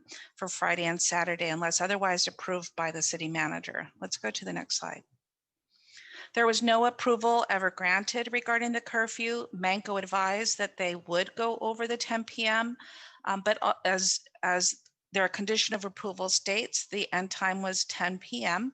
And that's the authority for which our fire department and public safety departments for taking actions on permits and other items was required to follow. Given that the concert was scheduled from a Saturday night where they could have gone to 11 p.m. to a Sunday night before school started, the fire chief and I made a determination that fireworks would require limitation per P22 restrictions. And that's just a matter of fact. It's in compliance with the actions that they've agreed to since 2010 as reference. This is completely within P22. It's a condition of approval to prioritize the mitigation of community impacts. Next slide. So I'm going to hand the fire code explanation off to Deputy Chief Ray. Thank you, City Manager Santana, for the opportunity to speak to the Stadium Authority Board on this issue. So anytime there are pyrotechnics used in the city of Santa Clara, there has to be a permit application that goes through the fire department, through the Fire Prevention Division. That permit has to be approved to make sure that there is a licensed pyrotechnician that is responsible for the show, to make sure that storage and plans for the fireworks display are all safe and meet the requirements of state law, as has been mentioned. And then finally, to make sure that there aren't any other ordinances or legal restrictions that would affect the show. In this case, as Stadium Authority Executive Director Santana has already said, there is a stadium curfew. This show was originally scheduled on what's considered a weekend. It was moved to a weeknight that was the Sunday night before the first full week of school in our school district. And so it was important that the curfew be impacted as little as possible. One of the things that came in and has to come in with the application for a fireworks permit is the run of show. The run of show made it very clear that the concert itself was going to run long past 10 p.m. The run of show included about 6 songs. It showed that the Rolling Stones would take the stage at 8:45. There would be about 5 or 6 songs prior to the first pyro song, or the song that they wanted to use pyro in, which was Sympathy for the Devil, which is scheduled at approximately 9:30 plus or minus 10 minutes. When the condition of the 10 p.m. curfew was made known to the pyrotechnics company, they revised their initial application, which had applied for a full fireworks show at the end of the concert. So finale. Can you advance the slide? Because Jeremy, you're speaking to it right now. Sorry, I didn't. No worries. I'm Forgot sorry. to say that. So the finale fireworks would have taken place at approximately 10:50 or 10:55 p.m., well past the curfew. We informed the pyrotechnician that, and it was Image SF, which we have worked with previously on many shows, informed them that a condition of the pyrotechnics permit would be that there would be no fireworks after 10 p.m. Based on that, they revised their application and they submitted an application that included some pyrotechnics effects for that particular song because it was prior to 10 p.m. And it no longer included an application to do any of the finale fireworks, which would have been well after the 10 p.m. curfew. So I believe there have been some claims that the permit was denied, that there was a refusal to process a permit, and none of that is correct. It was the pyrotechnician that voluntarily agreed that they did not want to break the city's curfew and they didn't want to break the conditions of the permit.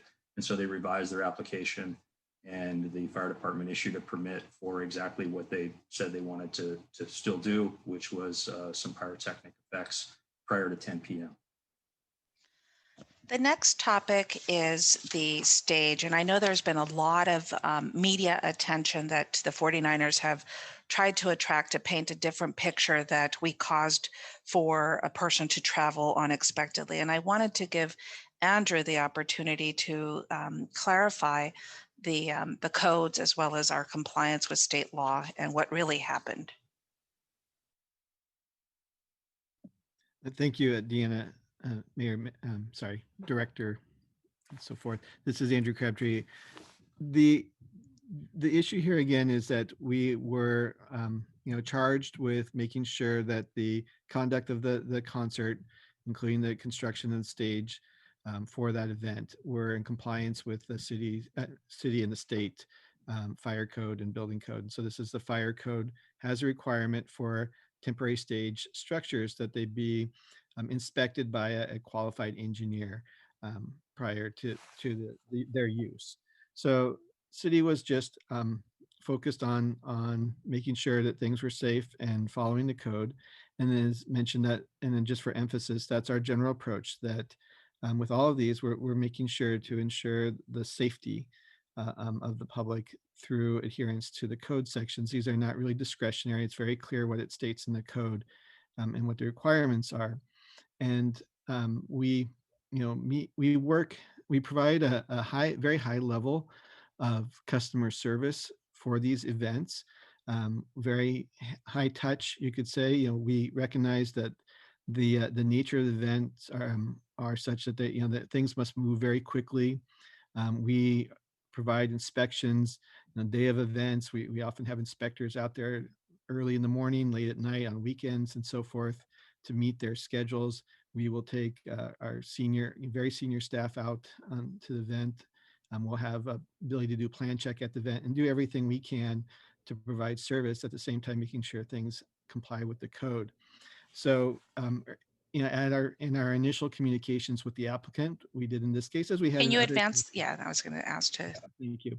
We did in this case, as we had in other cases, communicate to them, remind them, because again, this was a common requirement that we had with multiple events, that they would need to have the qualified individual perform the inspection. Now, it was their choice to have that engineer be the engineer of record, who they had, who was from a different state, and then they chose to fly that person out. But we had communicated to them, that requirement, I believe, about 10 days in advance, was really before they had even filed the application with us, but in an initial meeting to discuss it. So we had reminded them of that requirement in the code at our first contact with them on this event. And there was not a direction from the city that they needed to fly someone out. It was their choice who they had performed that inspection. So again, we were just making sure that they were in compliance with the California Fire Code, as we're required to do as part of our duties in the city. Thank you, Andrew. The next slide is the parking lot activation and the bike racks. I wanted to ask Assistant Chief Derek Rush, and I know that if he wasn't, I know he was in transit, and if he wasn't available, we are going to have Chief Nikolai. I am here, Director. Oh, you Santana. made it. That's great. Thank you. So I just want to speak about the March 5th letter that referenced the proposed use of bike rack barricades to secure an activation zone in the stadium parking lot. An activation, as they're commonly referred to, is an attraction in a specific area that's designed to have people gather around them for entertainment purposes, points of sales, advertising purposes, etc. They're designed to gather people and to create crowds. The activation being proposed for the Rolling Stones concert consisted of 2 check-in kiosks, 3 large golf putting greens, a large background for photo opportunities, a 30+ foot video wall, a 26-foot box truck, and a large pop-up tent. So this was clearly a large attraction and designed to draw a large crowd. The issue at hand here was with that it was proposed to be set up inside the main parking lot, and this is open to thousands of cars. Let me add here that historically, the majority of activations had been on the strip of land commonly referred to as the Faithful Mile. This is a secured area on the west side of the stadium between the canopies and the bridges. And from a public safety perspective, this is a great location because it safeguards from many of the issues that having an activation in a parking lot presents. With that said, however, activations in open parking lots can be done and have been done in the past. They are very beneficial to the event and to the guests, but they need to be done safely, and proper planning needs to take place, and safety measures have to be implemented. So, as you see here, the police department was asked 4 days prior to the Rolling Stones concert to provide input from a public safety perspective regarding the proposed activation in the main lot. Again, this is a lot that has several thousands of cars and would be open and active for parking during the time of this activation. From reviewing the proposed plans, this activation was to be set up mere feet from hundreds of parking stalls, and there were 0 safety measures put in place to protect the attending crowd. Additionally, it was proposed to be set up in an area which is heavily used for fans exiting the stadium. So among several other concerns, my 2 primary concerns were the mixing of the crowd masses with the vehicles and the pedestrian flow during the egress. So regarding the first concern, the mixing of crowd masses with the vehicles, international vehicle ramming attacks, unfortunately, have become common trend across the globe, including here in the United States. Hundreds of deaths and many more injuries have resulted in these intentional acts. These acts are low tech, they're very unsophisticated in nature, and additionally, the potential for pre-attack detection by law enforcement is very low. Unintentional acts also occur. Whether it's inattention or due to impairments, vehicles have driven into crowds unintentionally. And for this reason, and especially because of the close proximity to the close activation or the proposed activation in the parking lot, hardened physical barriers protecting the guests from the vehicles needed to be in place. And the second concern regarding the pedestrian flow during egress, we have a vast number of guests exit the stadium over the A Bridge. Many of those guests walking to outer lots travel through the area where this proposed activation was to be set up. And I had requested that the activation be removed prior to the concert letting out to ensure a clear path for the guests. The response forwarded to me was, to my main 2 concerns were that they were going to utilize bike rack for the crowd protection and that to remove the activation during the concert. Now, for crowd protection from vehicles, bike rack is woefully inadequate. Bike rack is just that. It's light metal tubing with vertical slits that can hold a tire of a bicycle. It's easily movable with one hand and they're primarily designed for pedestrian control. So my response to the 49ers was that they have K-rail. They've also got cement planter boxes, both of which are specifically designed to stop a vehicle, and that those needed to be utilized instead of the bike rack. And for my second concern, they did agree to remove the activation prior to the end of the concert. Now, the original activation as proposed to me 4 days prior to the event did not occur. However, an alternate activation did occur. It was a merchandise trailer, and this was set up in the same general area, and it did in fact create severe impedance to the pedestrian flow during the egress. We sent officers over there trying to clear it out, but it was fruitless at that point in time. So finally, the police department's primary concern is the safety of the guests visiting Levi Stadium, the employees there at the facility, both our city staff as well as the stadium staff, and the surrounding community as well. And the police department's intentions in this matter had safety at the forefront, and there were no other motives. So Thank you, Assistant Chief Rush. I want to go to the next slide, and I know that there's been a lot of accusations, and what this really demonstrates is that our management company is either not understanding the basic legal requirements or they prefer to disregard them. As the city where these large gatherings are happening, we don't have the choice of either. We have to operate within the law. And what we demonstrate here and through our response to the March 5th letter is that we followed the building code, that's required. We followed the fire code, that's required, the city code, as well as permit conditions. And Assistant Chief Rush said it best in that our safety is first and compliance with state laws. And that's what we did with respect to the Rolling Stones.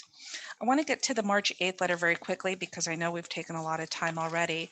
The most recent letter came in and there's an issue of concern with respect to the condition of approval P20, and that is that a requirement of 19,000 parking stalls for NFL events. No one is trying to not approve the transportation management operation plan. We simply asked a question, and that the condition of approval has 19,000 attendees as parking stalls for attendees as a requirement. We noticed in their TMOP that they documented 16,310. They referenced research of 14,000. We do our departmental review. Our community development department wanted to understand, if we could go to the next slide, what the research was based off of, because of course of the condition of approval, but also because to the extent that we're requiring 19,000 and we're researching and saying 14,000, that can spill off to the community streets, and that could have implications for the parking spaces available with less parking, or it could put pressure in terms of the outside areas where there's parking through other parking lots, and also our community. And so we just wanted to know, and that was the question. It certainly got a bad reaction, but it's reasonable of a question which the community development department asked for. That concludes the presentation on the marketing plan. If you walk away with what you should gather is that through the presentation of the budget as well as a presentation of the marketing plan, there is no strategy. There's no turnaround plan.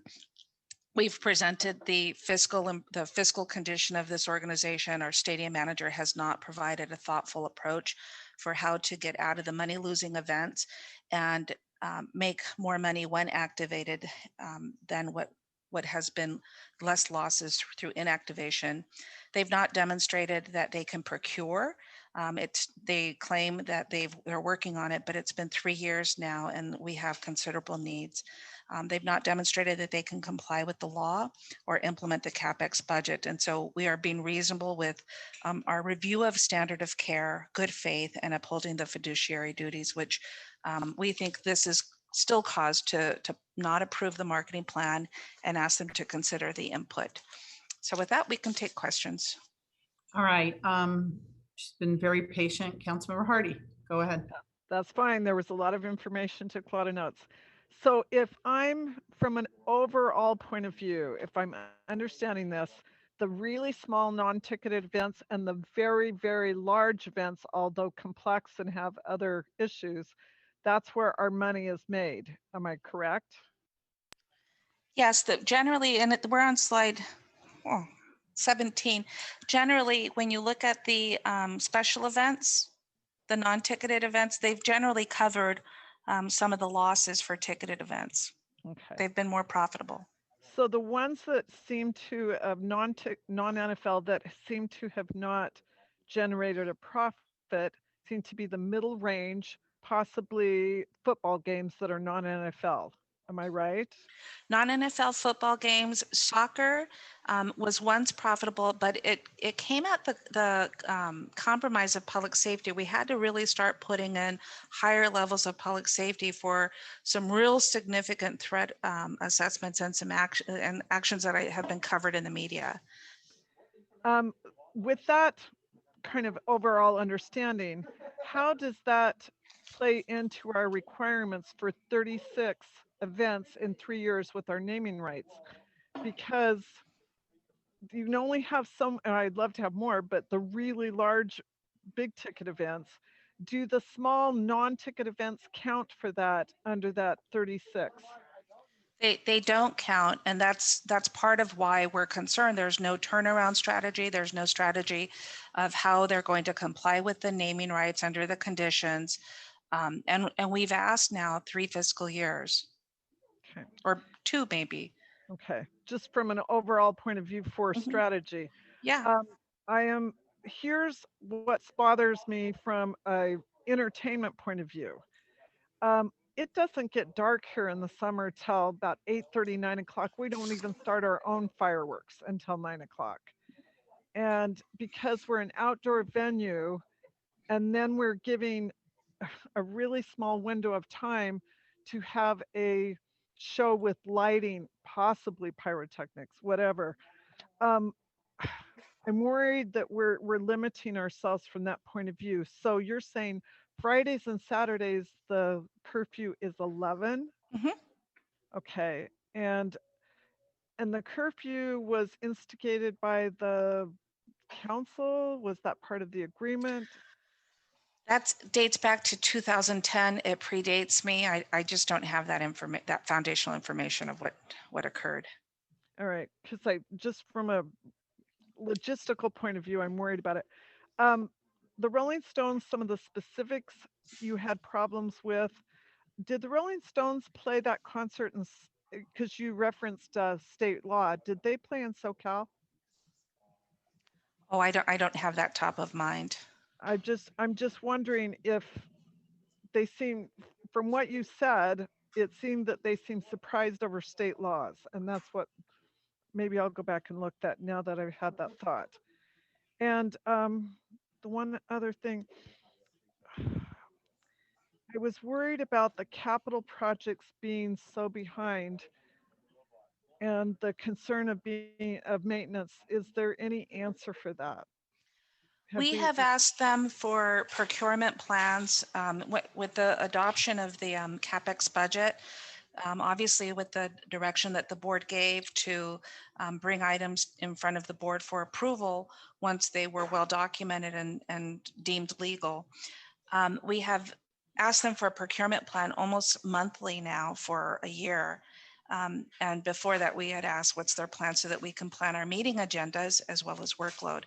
They have not provided a procurement plan on how they're going to implement the CapEx budget. Thank you. Thank you. City Attorney, did you have something to say? Councilmember. Yes, I did. Since the naming rights agreement was mentioned, I just simply wanted to explain to the council, I wanted to make sure that the board fully understood how the naming rights agreement works. And it requires those 36 major events to be held. However, if Manco was unable to have those 36 events to hold held within the 3 years, the penalty for that does not accrue to the stadium authority. Under the management agreement, that amendment that was executed in conjunction with the naming rights agreement, Manco has to reimburse the stadium authority if they fail to meet that 36 event requirement within the 3-year period. And I think they've paid over the years, right, for that? I think there were years where they had to pay us for the reduction in the naming rights.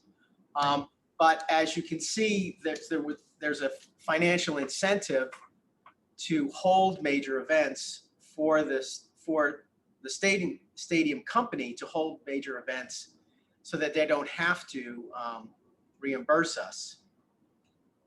In other words, if they hold the 36 events, even if those events are money losers, they can avoid the possibility of having to pay us the reduction in the naming rights agreement.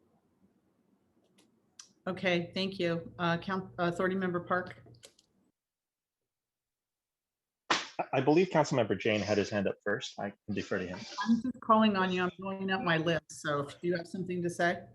Okay, so I listened to the presentation. I heard about the lack of KPIs and missing an opportunity to get 3-year trend data, and I was just shaking my head, worried that we had transitioned to JLL.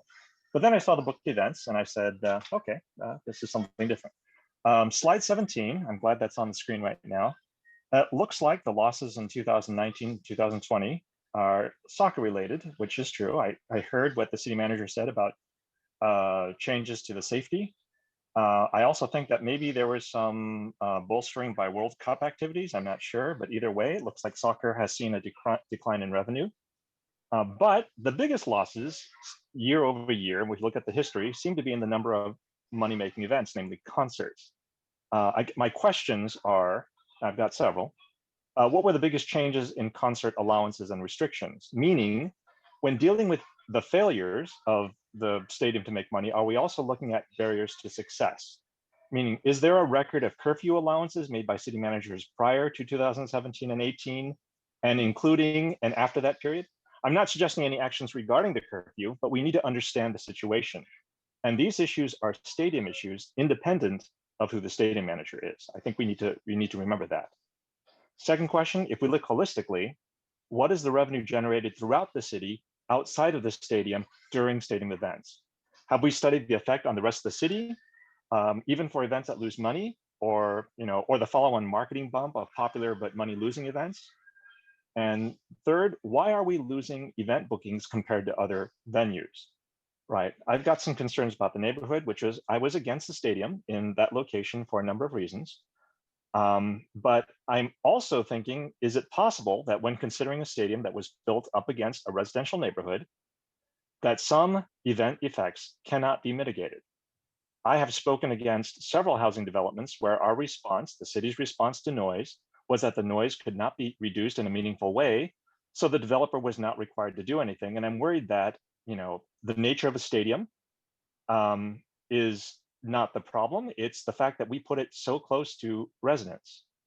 I also said this at the marketing committee meeting, but I would love to see synergies between the convention center and the stadium on event nights, or even with the related project, which I think will happen, not just for tailgate events on game days, but perhaps conventions that start before concerts start and end sometime after the concerts end. I know that's a really long time, but maybe we can come up with a marketing plan or marketing event logistics to make this successful, to draw overflow crowds and cars and provide people places to spend money and congregate away from residential neighborhoods, especially when they're waiting for rides or waiting for traffic to clear. For example, you could have a BTS convention during a BTS concert for fans that couldn't buy tickets, but could bask in the reflected glory of being near the stadium and perhaps listening to anything that comes out of their 100 dB at the speaker's sound and spend money in the city.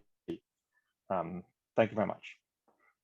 Thank you. Councilmember Jane? Yeah, first off, this agenda item is about the marketing plan.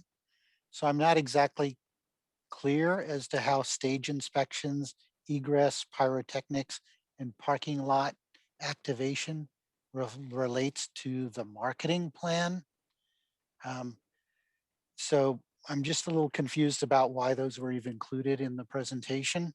They made reference to that the city is putting an undue burden on them, and that promoters are getting wind of it and they're not booking events, or that they provided some letters that state that the promoters were dissatisfied and that they would never book at Levi's Stadium as part of the issues with respect to booking events.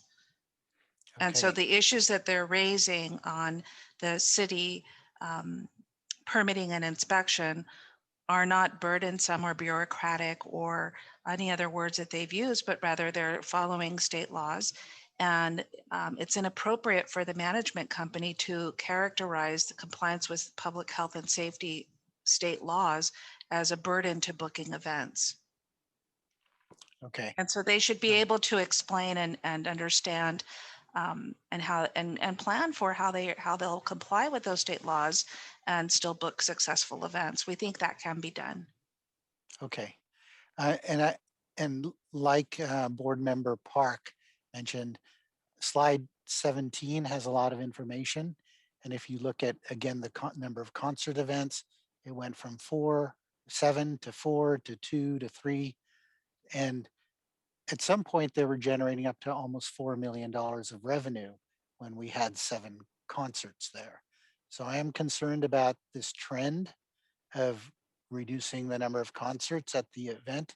And then the soccer was another big moneymaker that seems to be in great decline, which is concerning. So I think that the marketing plan should focus on not only the non-ticketed events, which create a lot of revenue and profit, but also somehow focusing on soccer and concerts to regain some of the profitability. Now, I did, and like Board Member Park mentioned, a lot of the benefits are sort of not exactly tangible. We have the same problem with the convention center.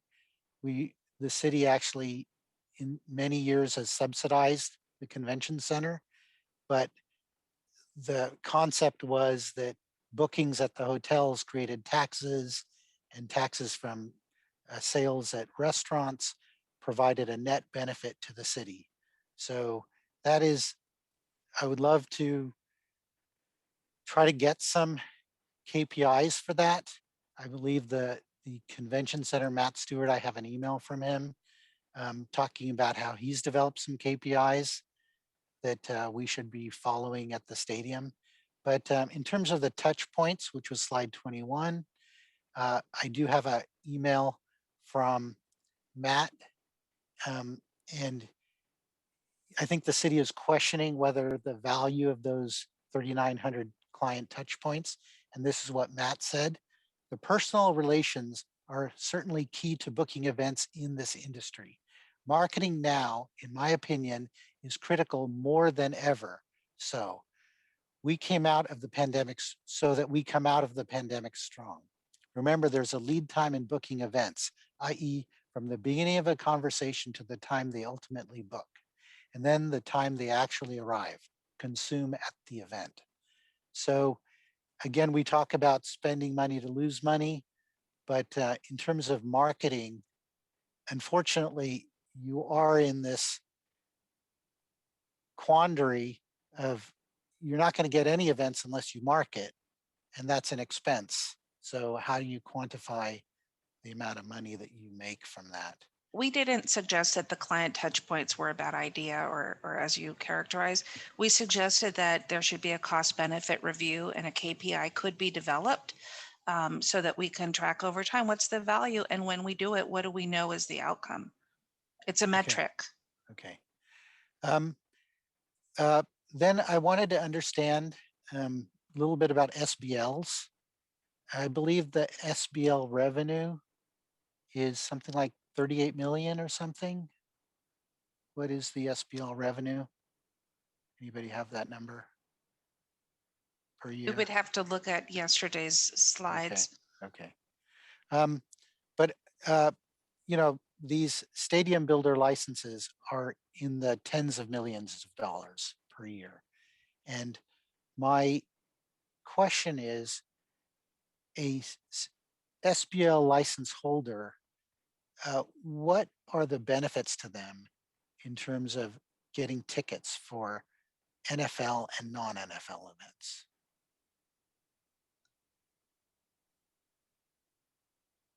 Does anybody have that? I have seen some documents that for the larger SBL, the more premier SBL holders, that there are commitments for the sale of an SBL to non-NFL events. In terms of, you know, concerts, you can attend this concert or you get access to X, Y, and Z.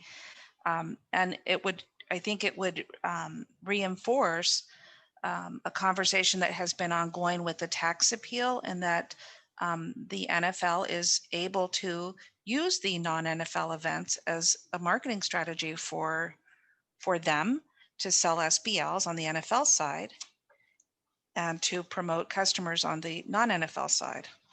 But doesn't the city, doesn't most of the SBL revenue pay off our debt? Isn't that a benefit to the city? The Stadium Authority collects revenue for this, yes, to pay off debt. I'm looking for the amount through yesterday's presentation.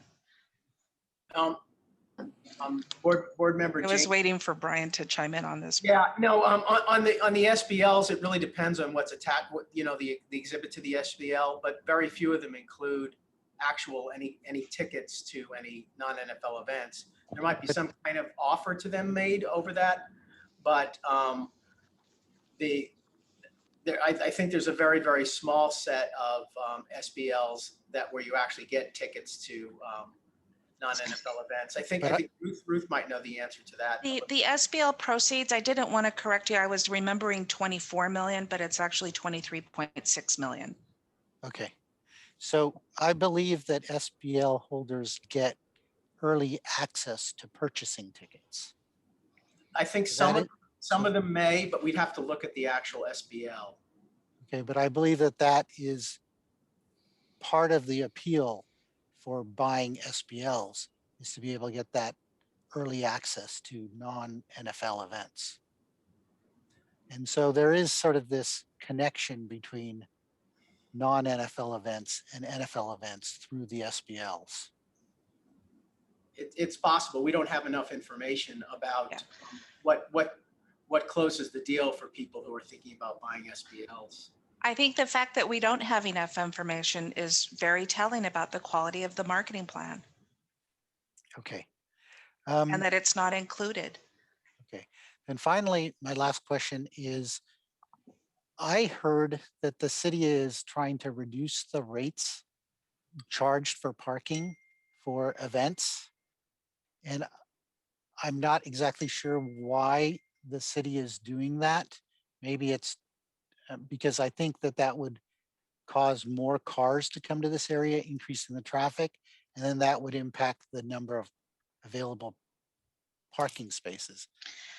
The board of the former board had requested as a board referral for the stadium authority to work with the management company on whether parking fees could be reduced, because what was being discovered was that the rates of parking were causing for drivers, were causing for them to opt to park within the residential neighborhoods and then just walking over. So it was causing pedestrian issues as well as neighborhood parking issues. And so we asked, they declined, and to my awareness, we haven't asked again. So it hasn't been a perpetual request, or it was noted that they decided. And I even think particularly for Rolling Stones, because we knew that the parking prices would likely be up, that that was input received from council members, is could they lower the parking fee? Okay, thank you. Thank you. Councilmember Authority Member Watanabe. Thank you, Chair. I want to answer a question first that Board Member Hardy asked regarding the Rolling Stones.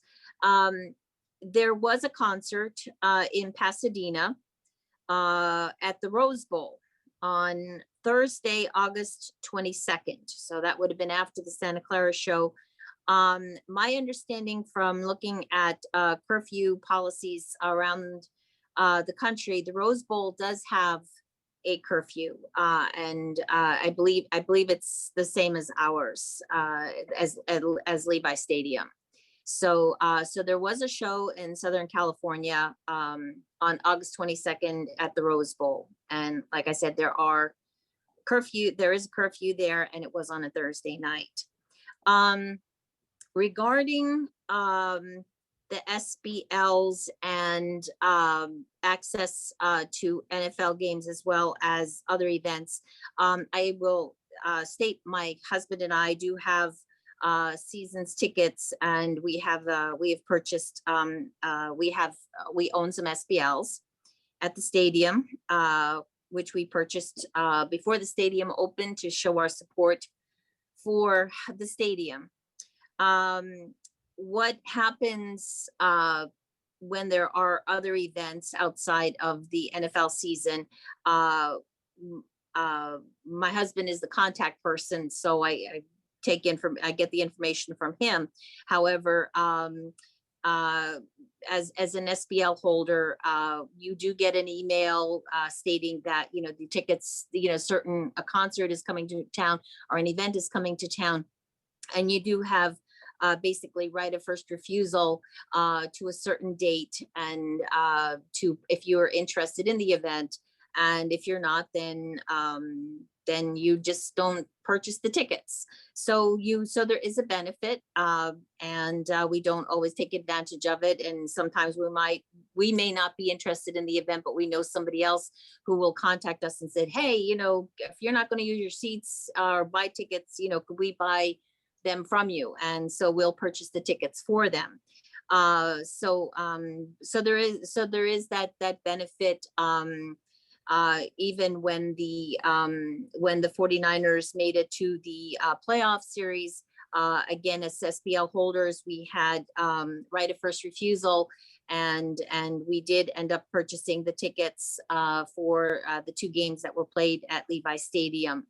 And so there definitely are benefits. We do not participate in the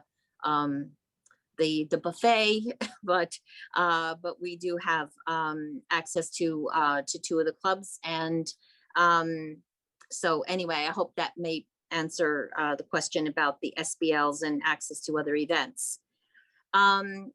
So Executive Director, I do have a couple of questions. I know I've been through this a couple of times, the marketing plan, and it just always seems there are always more questions as a result. But I have to ask, if you know, you may not know the answer to this question, but regarding the marketing that was done, do we know who they contacted, the 3,900 people? Do we know if they were SBL holders? Were they people that have used the stadium for other events?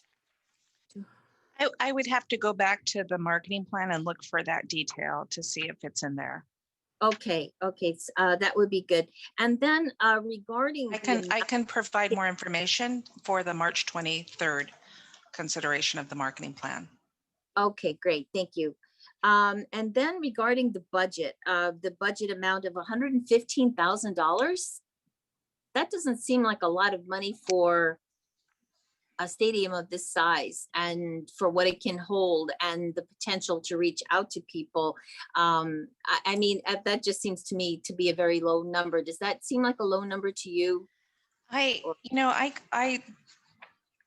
need to get clarification on what exactly they provided. Two budget amounts, one for 115,000 and 50,000. Yeah.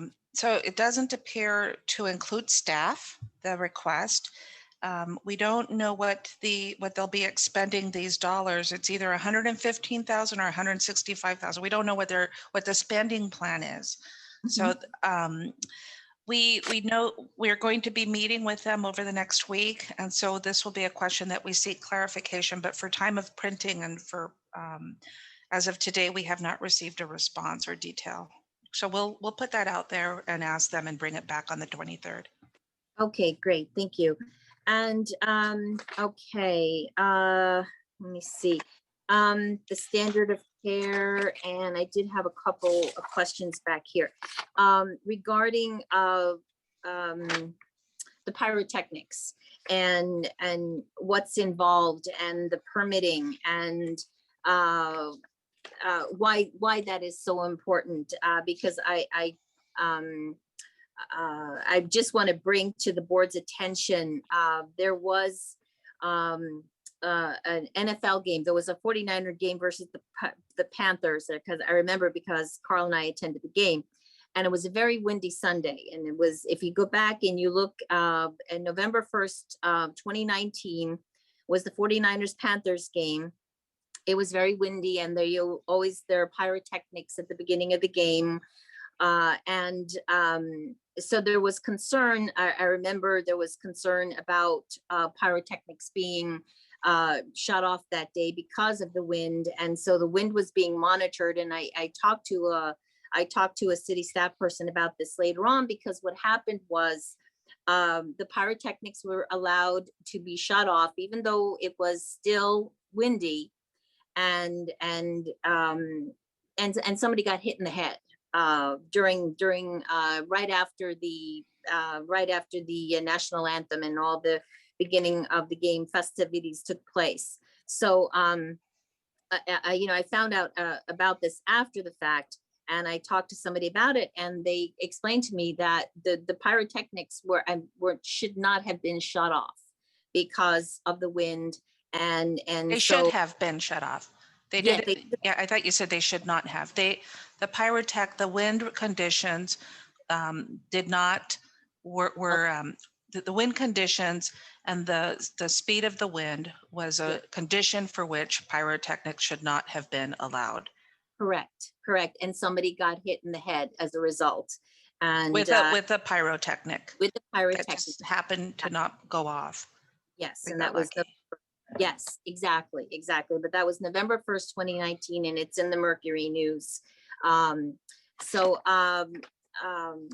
mean, I totally, I appreciate all the work and, just follow up and just, because this is an asset that belongs to the city, and we already know, if there's something happens and this, the city could potentially be liable, there's and the stadium authority, that there's a reason why all these things are put in place. There's a reason why, our staff, goes to so much trouble to make sure that, the laws are followed, that the public safety, is put in place.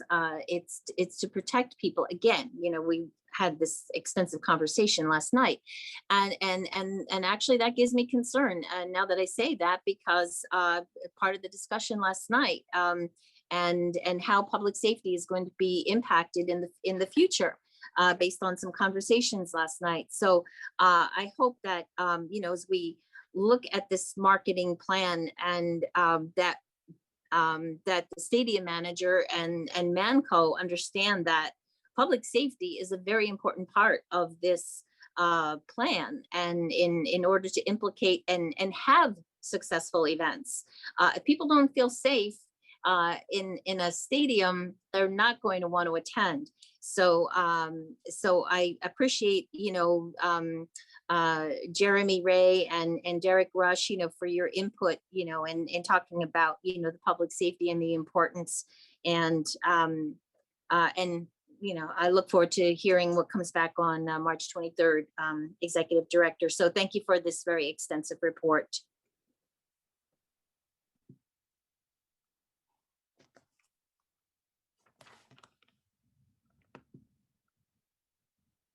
I'm done.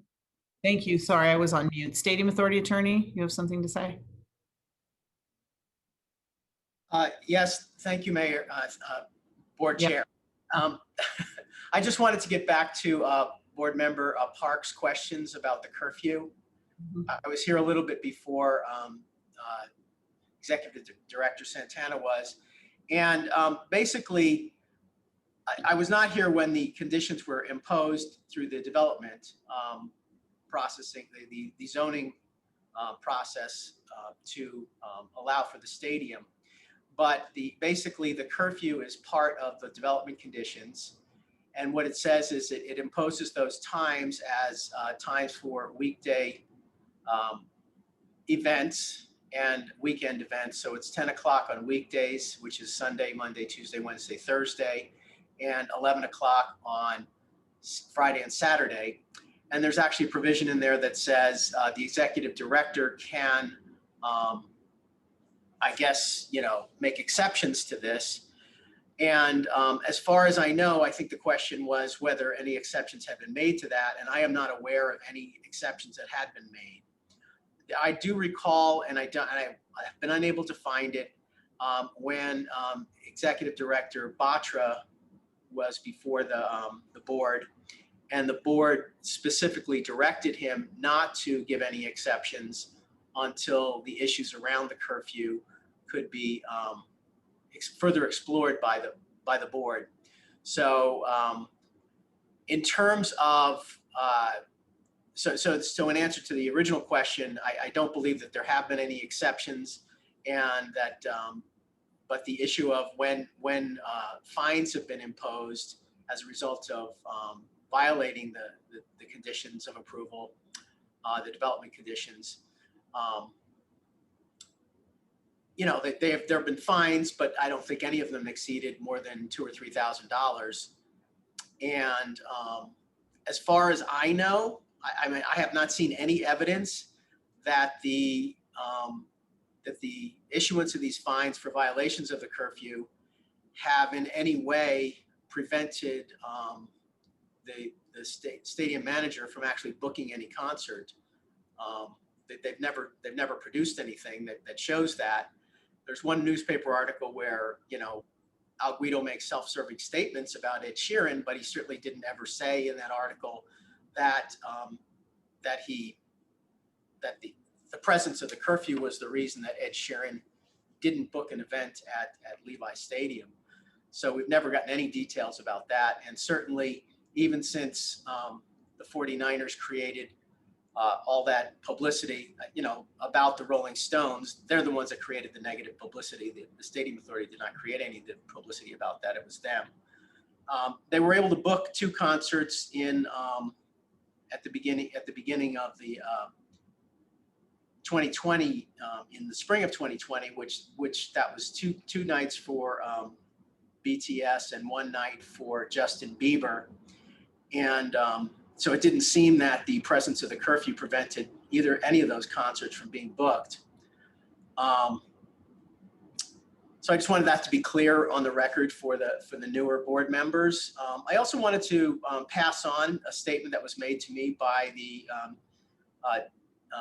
Deputy General Counsel, Jihad Beachman.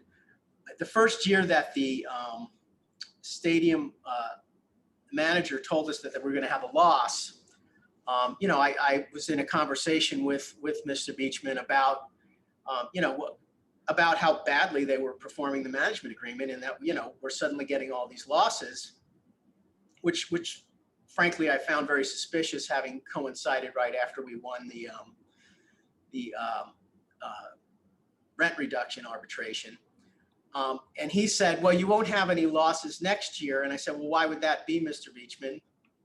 And he said, well, because we won't have the Pac-12 game at the stadium. So it was very clear in my mind that they understood that the reason we were losing money was because of these money-losing events, not because we weren't booking enough concerts. Anyway, I just wanted to make sure the board was aware of all those facts. Thank you. Thank you. Vice Chair Chahal. Thank you, Chair. So I second the thoughts about having the KPIs and analyzing the data, like what's going on since inception of the stadium and when we were profitable, when we were not, analyzing that data. That's a key point. And some of those non-NFL football games, Pac-12 game, they were loss making. And I'm sorry to say that, like, although we are a stadium authority, but we do not have any authority as per the contract we sign, basically agreements we sign, to stop an event, even if it is a loss making. So we need to review these contracts, come to the table, and make sure we are not only authority on paper, but we need to have reasonable authority to manage our finances so that we make money for our residents. So some of these contract terms need to be reviewed, so that stadium authority plays a role in what is good, what's not good, basically.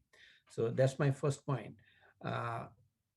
And this is, I know I have put this thing forward even before. If none of us is the professional marketing person for a stadium, neither in our city, not in our stadium authority, we are not.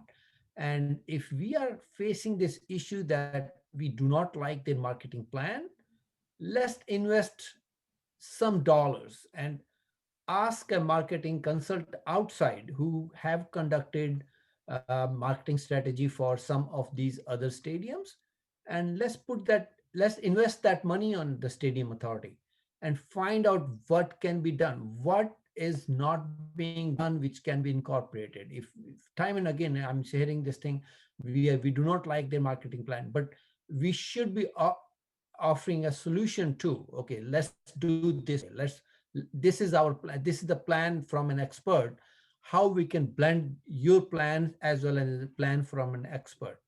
So that's my other option. Let's invest something and get returns on that if we don't like their marketing. But just purely criticizing doesn't help. Let's be constructive to offer a solution to that. One other thing which I want to point out about various issues related to stadium.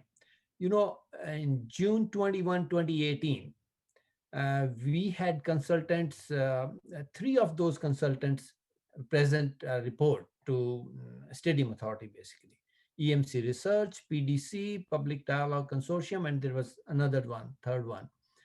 And that is a very exhaustive report, basically, and it discusses about the potential issues citywide or nearby residents, economic and entertainment benefits out of the stadium, scientific focus groups, and solution surveys, which include curfew, parking, traffic.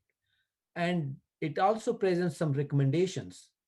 So I would like that we spend that money on that, and it is a holistic report. Why not we bring that report back and dwell on it and put it to the residents also and see what can be done, because it has offered us some solutions, some recommendations. These are the recommendations where you need to make amends and make changes to, so that you can make more money on that. So that is important. I would like to prioritize that presentation to the board. I know we have a new board members, and also to the public, so that we come up with some alternate solutions to make money out of this stadium. This is a $1 billion investment by the city. I did not vote to get it over here, but that's okay. We have it now, and we need to make best use of it. And how we can do it, there are alternates available. There are options available, and sit together and talk about the agreements we have and make sure we do the right thing on this one. Thank you. I really liked your comments, Vice Mayor or Vice Chair Shahal, on the issues around the contracts for the events. The management agreement, and it's a big concern, and the board has talked about it before.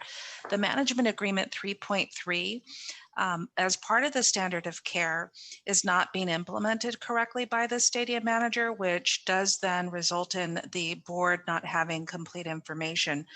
The management agreement requires the regular reporting of events, and we basically receive minimal information per the stadium manager, but it is fairly broad in what the executive director should receive, and it doesn't exclude contracts for which they enter.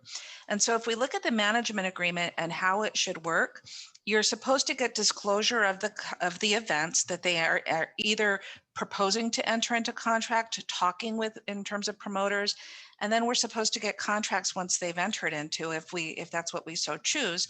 And then after the event, we're supposed to get 45-day reports of the financials.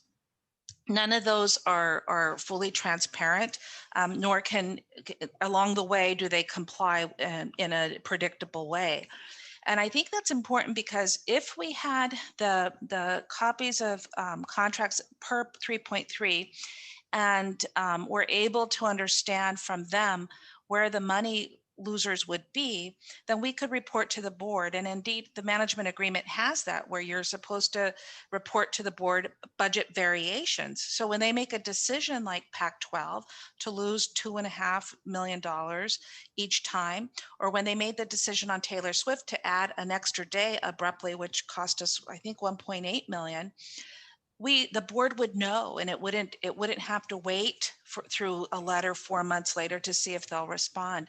And so I really liked your comments around, while we don't have authority, it is very clear that the agreement should grant the board more information.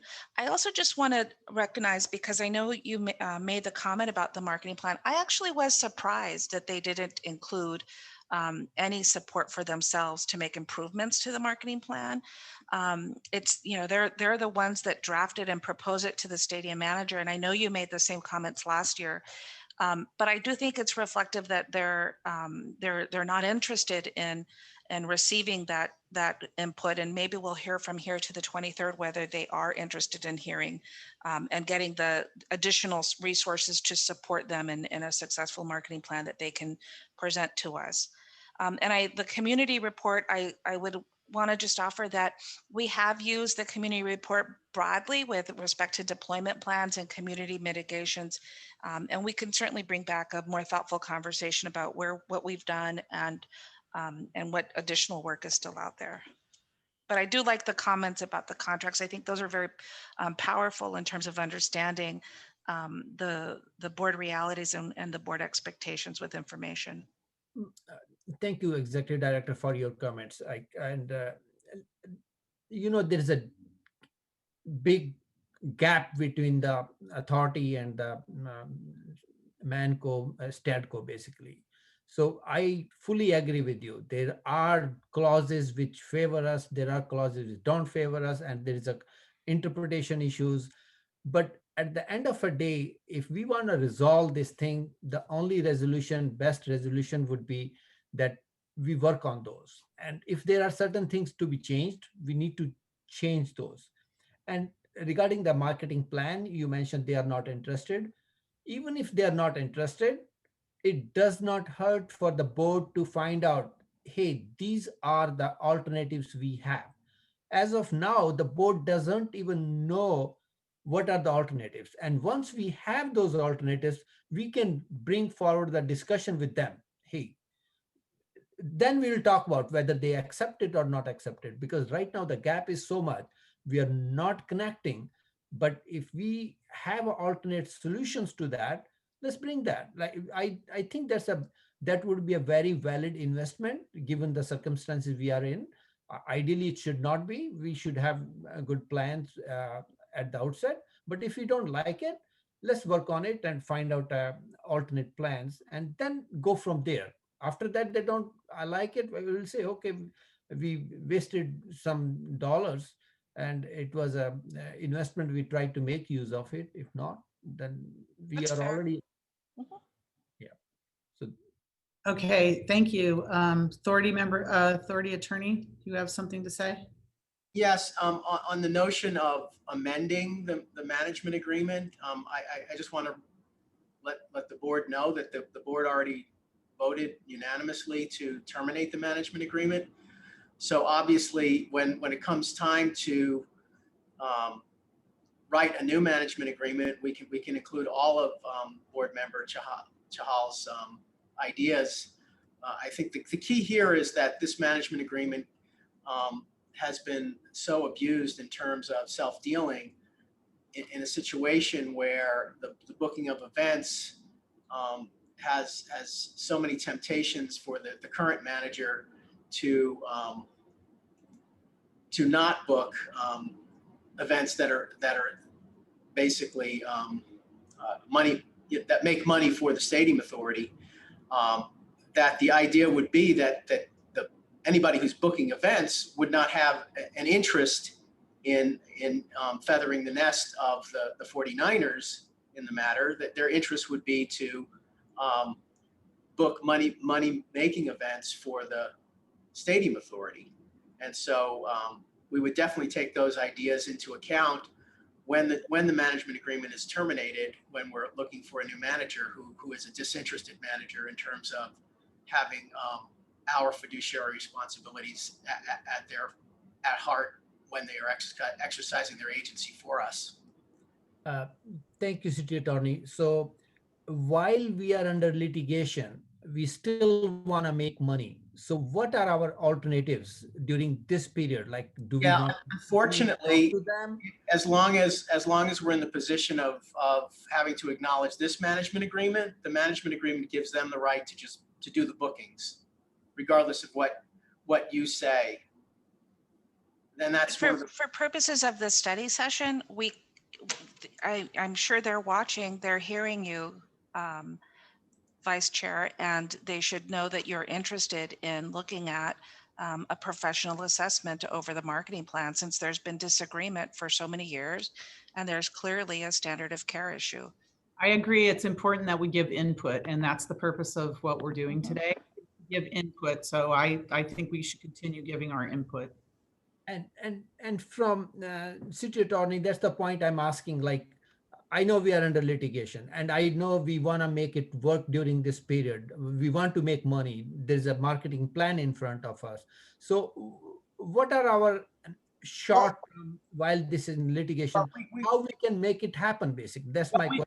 We could certainly hire a third party to look at their marketing plan, but I don't know how much more information we'll get from them about what they're doing, since the city manager, the executive director has already asked for that, and this is the extent of what we've gotten. We can certainly ask for it, and we can certainly put caveats around it, But every time we hire somebody else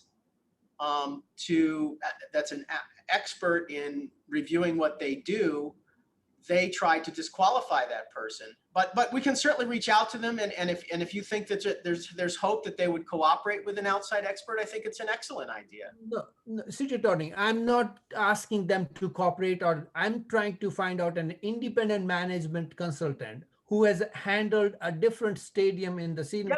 We could do that for sure. We could. For us, so that, hey, whatever data we have, even if we don't get any 1 iota of data from them, that's okay. Whatever data we have, we present that data to a consultant. Hey, say, this is the facility we have. This is the data we have. These are the demographics of our situation. These are the issues. I think that's a great idea. I think that's a really good idea, and I think we should pursue. I think that's an idea worth pursuing, absolutely. Yeah, I would just mention that our proposal doesn't entertain that from a staff resource perspective. So we would want to bring back some adjustment to it for March 23rd, if that's a direction that the board wants to go in.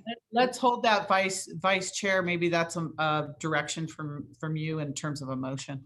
And my thing is, once we have that report, then we go back to them, table them. Hey, now this is your plan. This is our plan. Let's mend it together and let's work out together, basically. Okay. Thank you. Okay. Let's go to Authority Member Park. I don't know if your hand was left up or you have more comments. No, I do. I really appreciate the comments from Vice Member Chahal. But I keep thinking when I listen to the discussions that the fact that we don't know how much money we could be making from SBLs is also pretty telling. I hear, lots of complaints about the 49ers, and perhaps the 49ers have a lot to learn about accounting and maybe metrics. And we should be open to learning from them how to make money, as they seem to be pretty good at it. If they know how to book money-making events, but are just not doing it for the Stadium Authority, it sounds like a different problem. And I hear many comments about metrics, but again, the metrics themselves are not the effect. How are we looking at the metrics to fix the trends?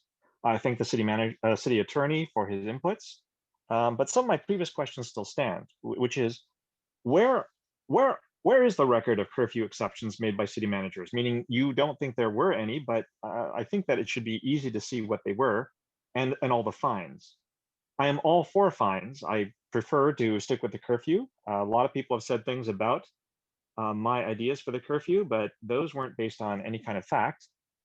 But when I think about the fines, like, I do not even think a couple of $1,000s would deter many companies who are not the 49ers from breaking curfew. If we look holistically, what is the revenue generated throughout the city outside of the stadium during stadium events? Have we studied the effect on the rest of the city for events that lose money, or the follow-on marketing bump of popular but money-losing events? Why are we losing event bookings compared to other venues? Right? Is it possible that without so many money-making events, I look at concerts, is it possible that because we have fewer events total, it causes the effect of smaller events to register losses more clearly? Money-losing events are not the problem. It's a bad mix of events that cannot generate enough interest and excitement to make the stadium profitable. That's the problem. And we need to look the effect at the entire city, right? Marketing is a research and development arm for venues, just as the Convention Visitors Bureau understood, but we have to make our investments worthwhile. So we need to spend money to make money. I am okay with having money-losing events. I just don't like to have a money-losing bottom line. And I think that if we can get more events to increase, the profitability of the stadium, I would like to find ways that we can do this, not ways to, shoot down marketing plans. I'd like ways to make those marketing plans successful, meaning we are looking for a win-win. We can change as many marketing managers, as many stadium managers as we want, but the city of Santa Clara still owns the stadium. at some point, we need to find a way to make the stadium successful, right? Regardless of who manages the stadium and regardless of what events are booked there, we need to make that successful for the city of Santa Clara.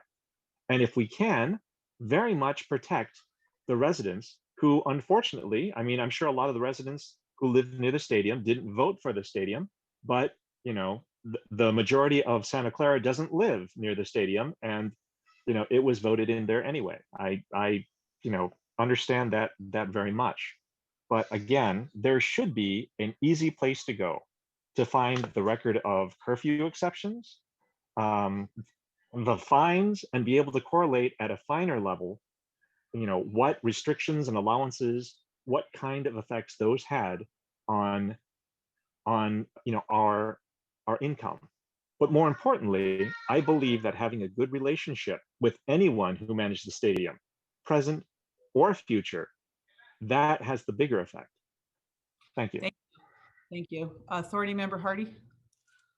Thank you. I was worried that our council has his hand up, but I will just say during all the discussion, because the Rose Bowl was brought up, I did a quick search and found something very interesting I didn't think I would find. I found an article that said the Pasadena City Council voted 4-2 to change their curfew for a concert for Coldplay from 10 to 11, and the reason was the concert booking was contingent on that curfew. So that does substantiate, and also because of Board Member Watanabe's comment, I suspected that the Rolling Stones, that was the first time they came up against California state laws. Now, our stadium manager needs to know those laws, but that may be the first time because those other concerts in California, one that looks like was canceled because that was supposed to be San Diego, but it looks like ours was the first one in California. That may be part of the problem. Just a thought. Thank you. I'll address that later too. City Attorney, Stadium Authority Attorney. Brian, you're muted. Sorry, I meant to take my hand down. I didn't mean to. Okay, sorry. Authority Member Becker. So yeah, a lot of what I would like to see mainly is, oh my God, sorry, I dropped everything. What I would like to see, well, one, what Councilmember Hardy was kind of talking about in regards to curfew, you know, that's something that I really had to fight off a lot during the campaign is, I don't want to change the curfew, but there's opportunities where the city manager actually has the ability to change that curfew if they wanted to. That's where I always thought that there should have been, you know, more outreach, community outreach on doing something like that. For example, Councilmember Hardy's example is pretty, you know, strong. And I see that as something of, it's really hard because it's sometimes you say one thing and everyone thinks it's a bigger thing. No, we don't want to change the curfew. Council doesn't want to change the curfew, but if it's entertained, the city manager likes the idea, the community input is good, that's something you can be entertained by. I don't want to change it. Other than that, what I do want to see though, is I want to see this be really successful, because I really want to look in the rearview mirror in about maybe 4 years and say, we fixed the problems at Levi Stadiums. We fixed the problems with the 49ers. We got business going again. We came out of the pandemic stronger than ever. And that's what I want to see in that rearview mirror in about 4 years. What I also want to see is I want to see we need more, I think, non-NFL events. And the reason why is SBL holders, I think they want them. We need something that's going to actually make us the money. I see we've lost a lot of events in the last few years. I've seen the decline during 2018. I went to all those neighborhoods over there. I spoke to residents in that area, and the biggest concern, they didn't really have the biggest concerns about noise.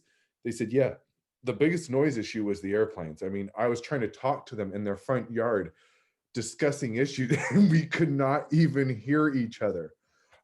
We talked about density, we talked about open space, we talked about high rises, we talked about, you know, what's going to be of the related project, what's going to happen with Levi's, so on and so on. The other biggest factor that they really concerned about was, when is something going to be done in that stadium? When are we going to make some money off of it? One guy who actually lives right behind the stadium said, I put my pool in, I did all this work just so I could go sit in the backyard and watch concerts. He says, where's the concerts? Where's the fun? And I said, well, that's something that we're trying to work on as in the future as a council. Well, that was 2018, and now I'm 2020, I'm on the city council, and I want to start solving these problems. I want to, being on the economic and marketing committee, I mean, that's, I think, a huge step, because it's a way for me to see what opportunities we have here. Councilmember Park hit on a lot of things about using this area in unison with each other, working together with each other, because the biggest thing I heard about from all my friends who were leaving a Taylor Swift concert is, oh my God, there's nothing to do in Santa Clara except for sit in the traffic and try to get out of the area. And I said, well, that's why we need to put things there so people have things to do. And I think Related and a bunch of other things around that area are going to start changing that. But in the meantime, the marketing plan, I think, should really emphasize on trying to make that revenue.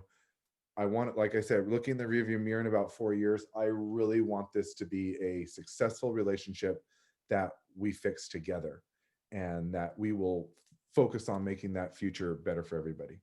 So thank you, Mayor. Thank you. Do we have any members of the public that would like to speak on this? Let me see.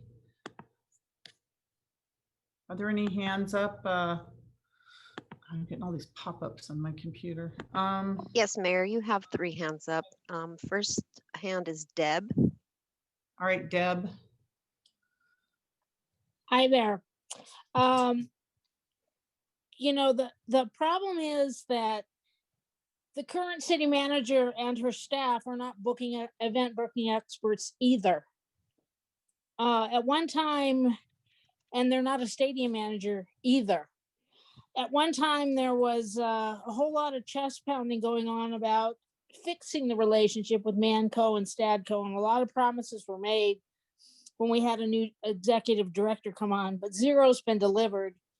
And the relationship with Manco and Stadco and 49ers has gotten far worse.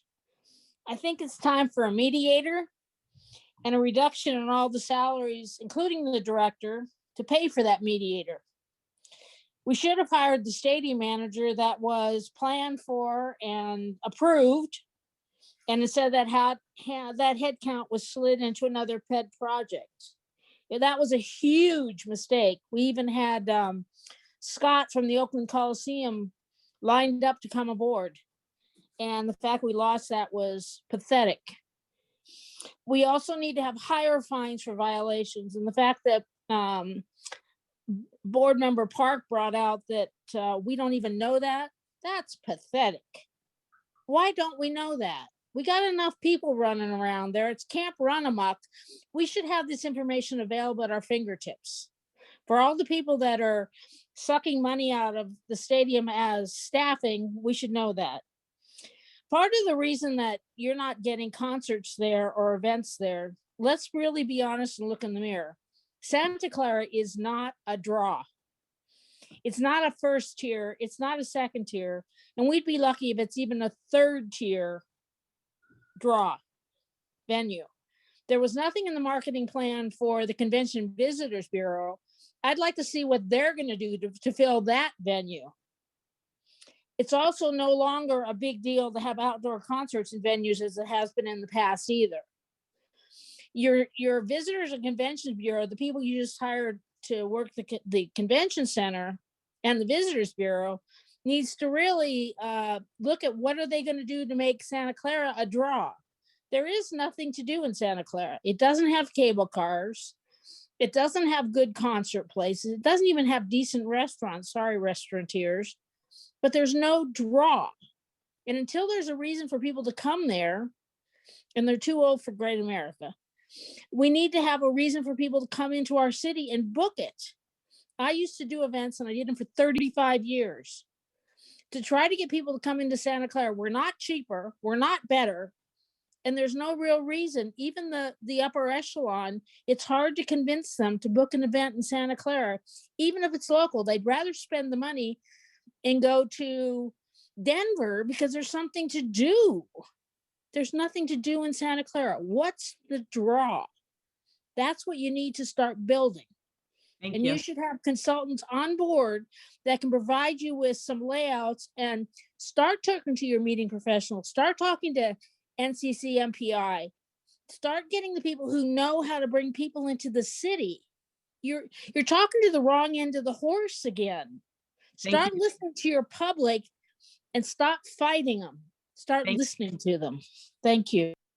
Thank you. And I just want to say, I know, Debbie Bress, you have not lived in Santa Clara for many years, but if you did, you would know that the stadium manager that the city stadium authority was going to hire, Scott from Oakland, he ended up staying in Oakland and got indicted for self-dealing. So we are probably very fortunate that he did not continue with our stadium authority because of his alleged actions that were happening and how he was managing the Oakland Coliseum. So just to let you know, that's a good, that was a good turning point for us that we didn't have that particular manager, but because you don't live here, you probably didn't know that. So Debbie Alger, you're next.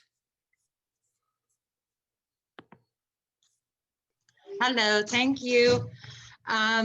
Just want to make some comments. First of all, as most of you already know, I would not want the curfew changed. I live right in that 1 mile range, as well as, hundreds of other people do. So to me, it's really important to remain the same. But at the same time, after hearing this presentation, I'm asking myself, why is Manco not given us KPIs? Do other cities that manage a stadium someplace else, do they get regular KPIs? I don't have that answer, but that would be one of the first questions I would be asking of some of the other cities. I think it's important that we get them and understand what they're doing for us, because right now it doesn't sound like they're doing a whole lot for us. I could be wrong, they might be, but I don't see it, definitely in the revenue. I don't see that the last year, quite honestly, really counts because of the pandemic.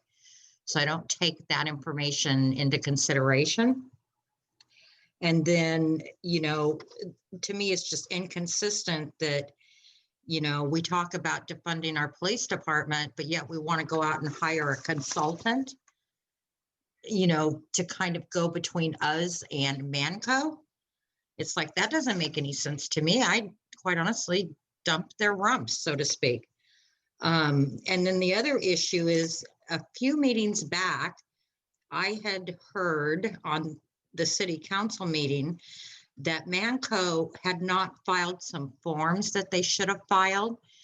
And the new board members said, give them 5 more days to file those. And that had been going on for some time. So I'd like to know from the attorney if those forms have been filed. Can they legally sign for events? I don't know, I never heard anything after that. So anyway, those are my comments. Thank you. Thank you very much. I'll ask the attorney after if anybody submitted any Form 700s, which is what I think you're talking about. Edward, go ahead, Edward.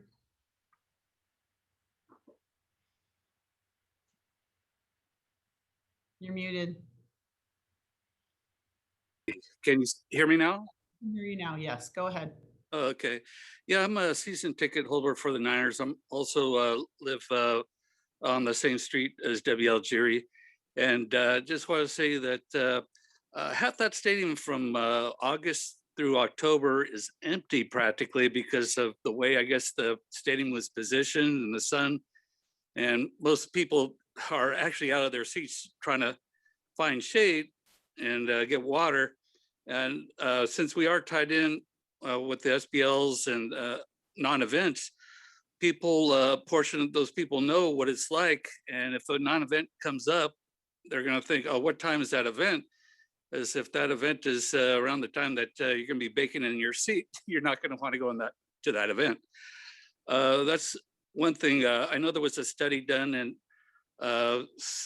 trying to get maybe some type of overhang to create some shade, but I had heard that that was too costly. And I have an idea that might help alleviate that problem. I contacted the Niners through my sales rep, season ticket holder rep, and I haven't gotten a response back, but I'm thinking there is a cheaper way to maybe help alleviate that problem. I was trying to get them to maybe sign a non-disclosure agreement with me, but I haven't heard from them. But another issue about trying to attract more people to Levi Stadium, that related project, hopefully it'll come to fruition. We'll have a groundbreaking pretty soon. I know it keeps on getting delayed, and especially since this COVID thing. And you guys pretty much know my issues with COVID. I've sent you numerous emails about that. Now, Florida, they didn't have the restrictions that we've got in California, and their economy's doing better. They had less death. The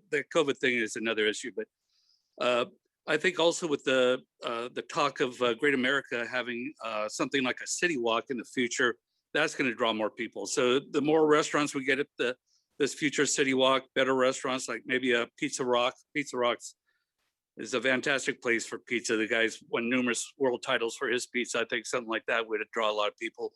Some of the top-notch restaurants, like maybe from Disney World Downtown Springs, they're doing really well. If we get those type of restaurants in related or the future city walk type project at Great America, I think it will draw a lot more people.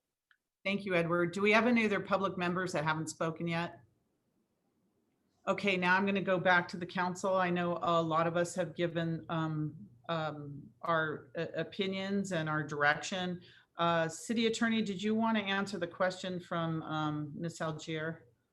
My understanding from the Assistant City Clerk is that the letters requiring the note Form 700s to be filed went out to, I think it was about 5 people who were officers of management company, and I think they had 30 days. So I would refer the question to the city clerk as to whether or not she's received any.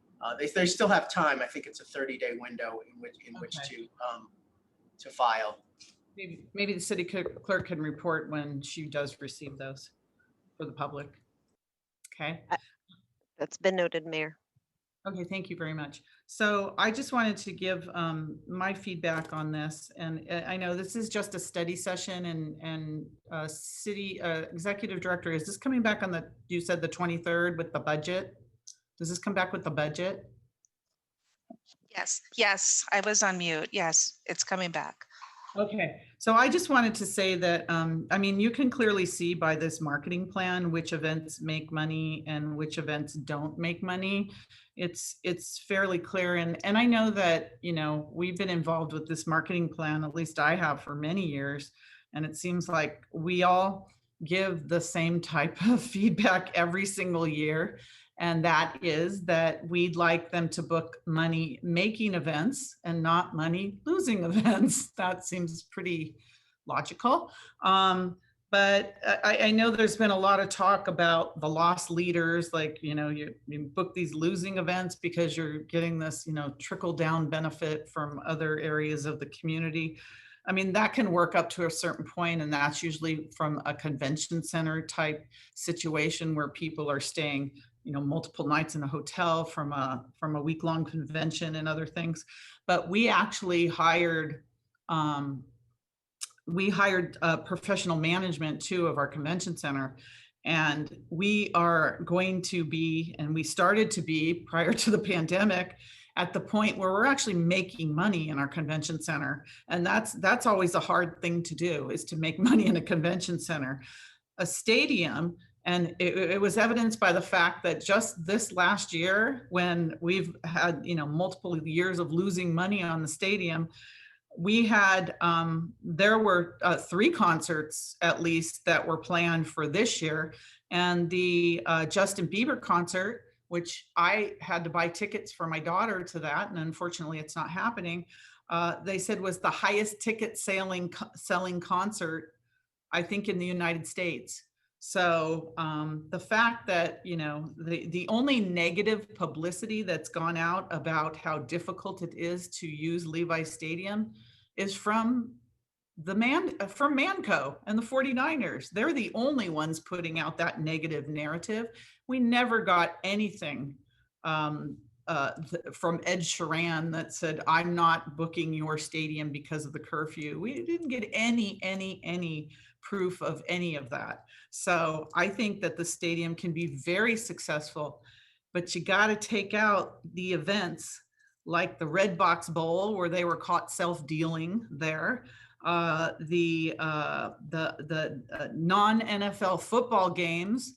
Those are our big money losing events. And I even think that, you know, I don't know why we used to make money on soccer.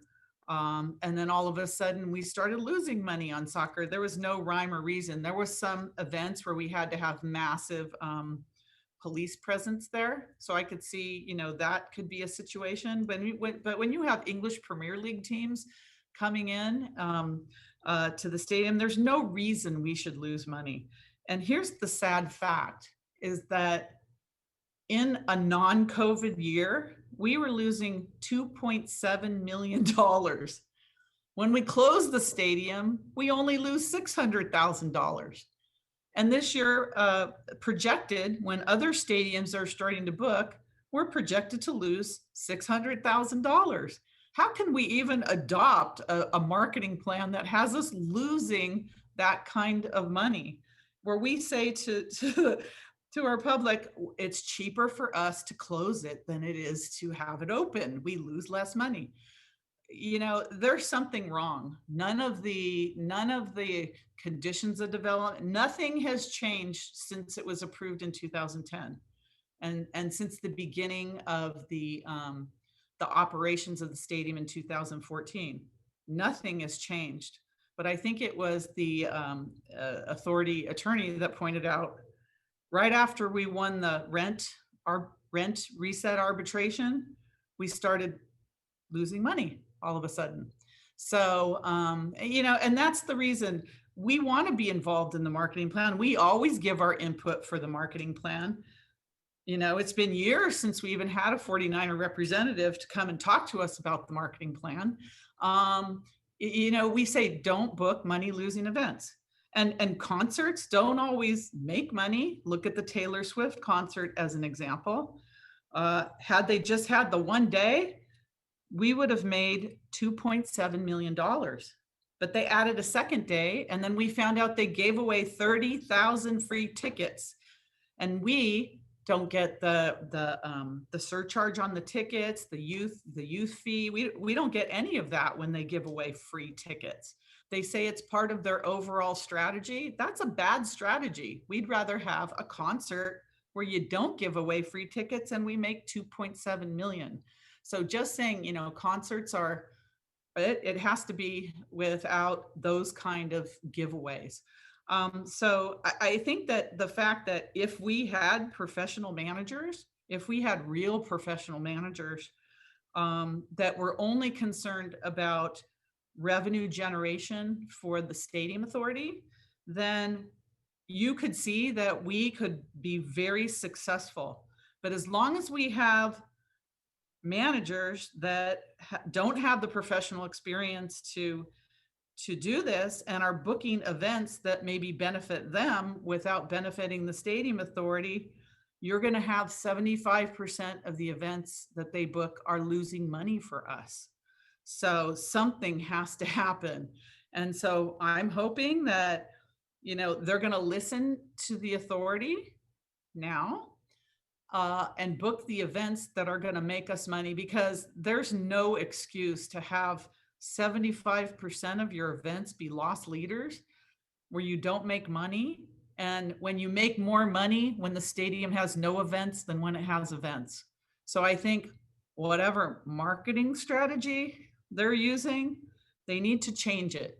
They need to drastically change that marketing strategy, because I don't know, what management company, if we weren't under the confines of these agreements, what management company would be able to keep their jobs if this is the kind of performance that we get. We have no KPIs. We don't have anything to even, compare as to what's happening with this stadium. So, unless something drastic changes, there's no metrics, no KPIs, there's no strategies to enhance revenues, none, besides what we're saying. And maybe some of you think that we have, we can tell them what to do or sit down and say, hey, what about this? What about that?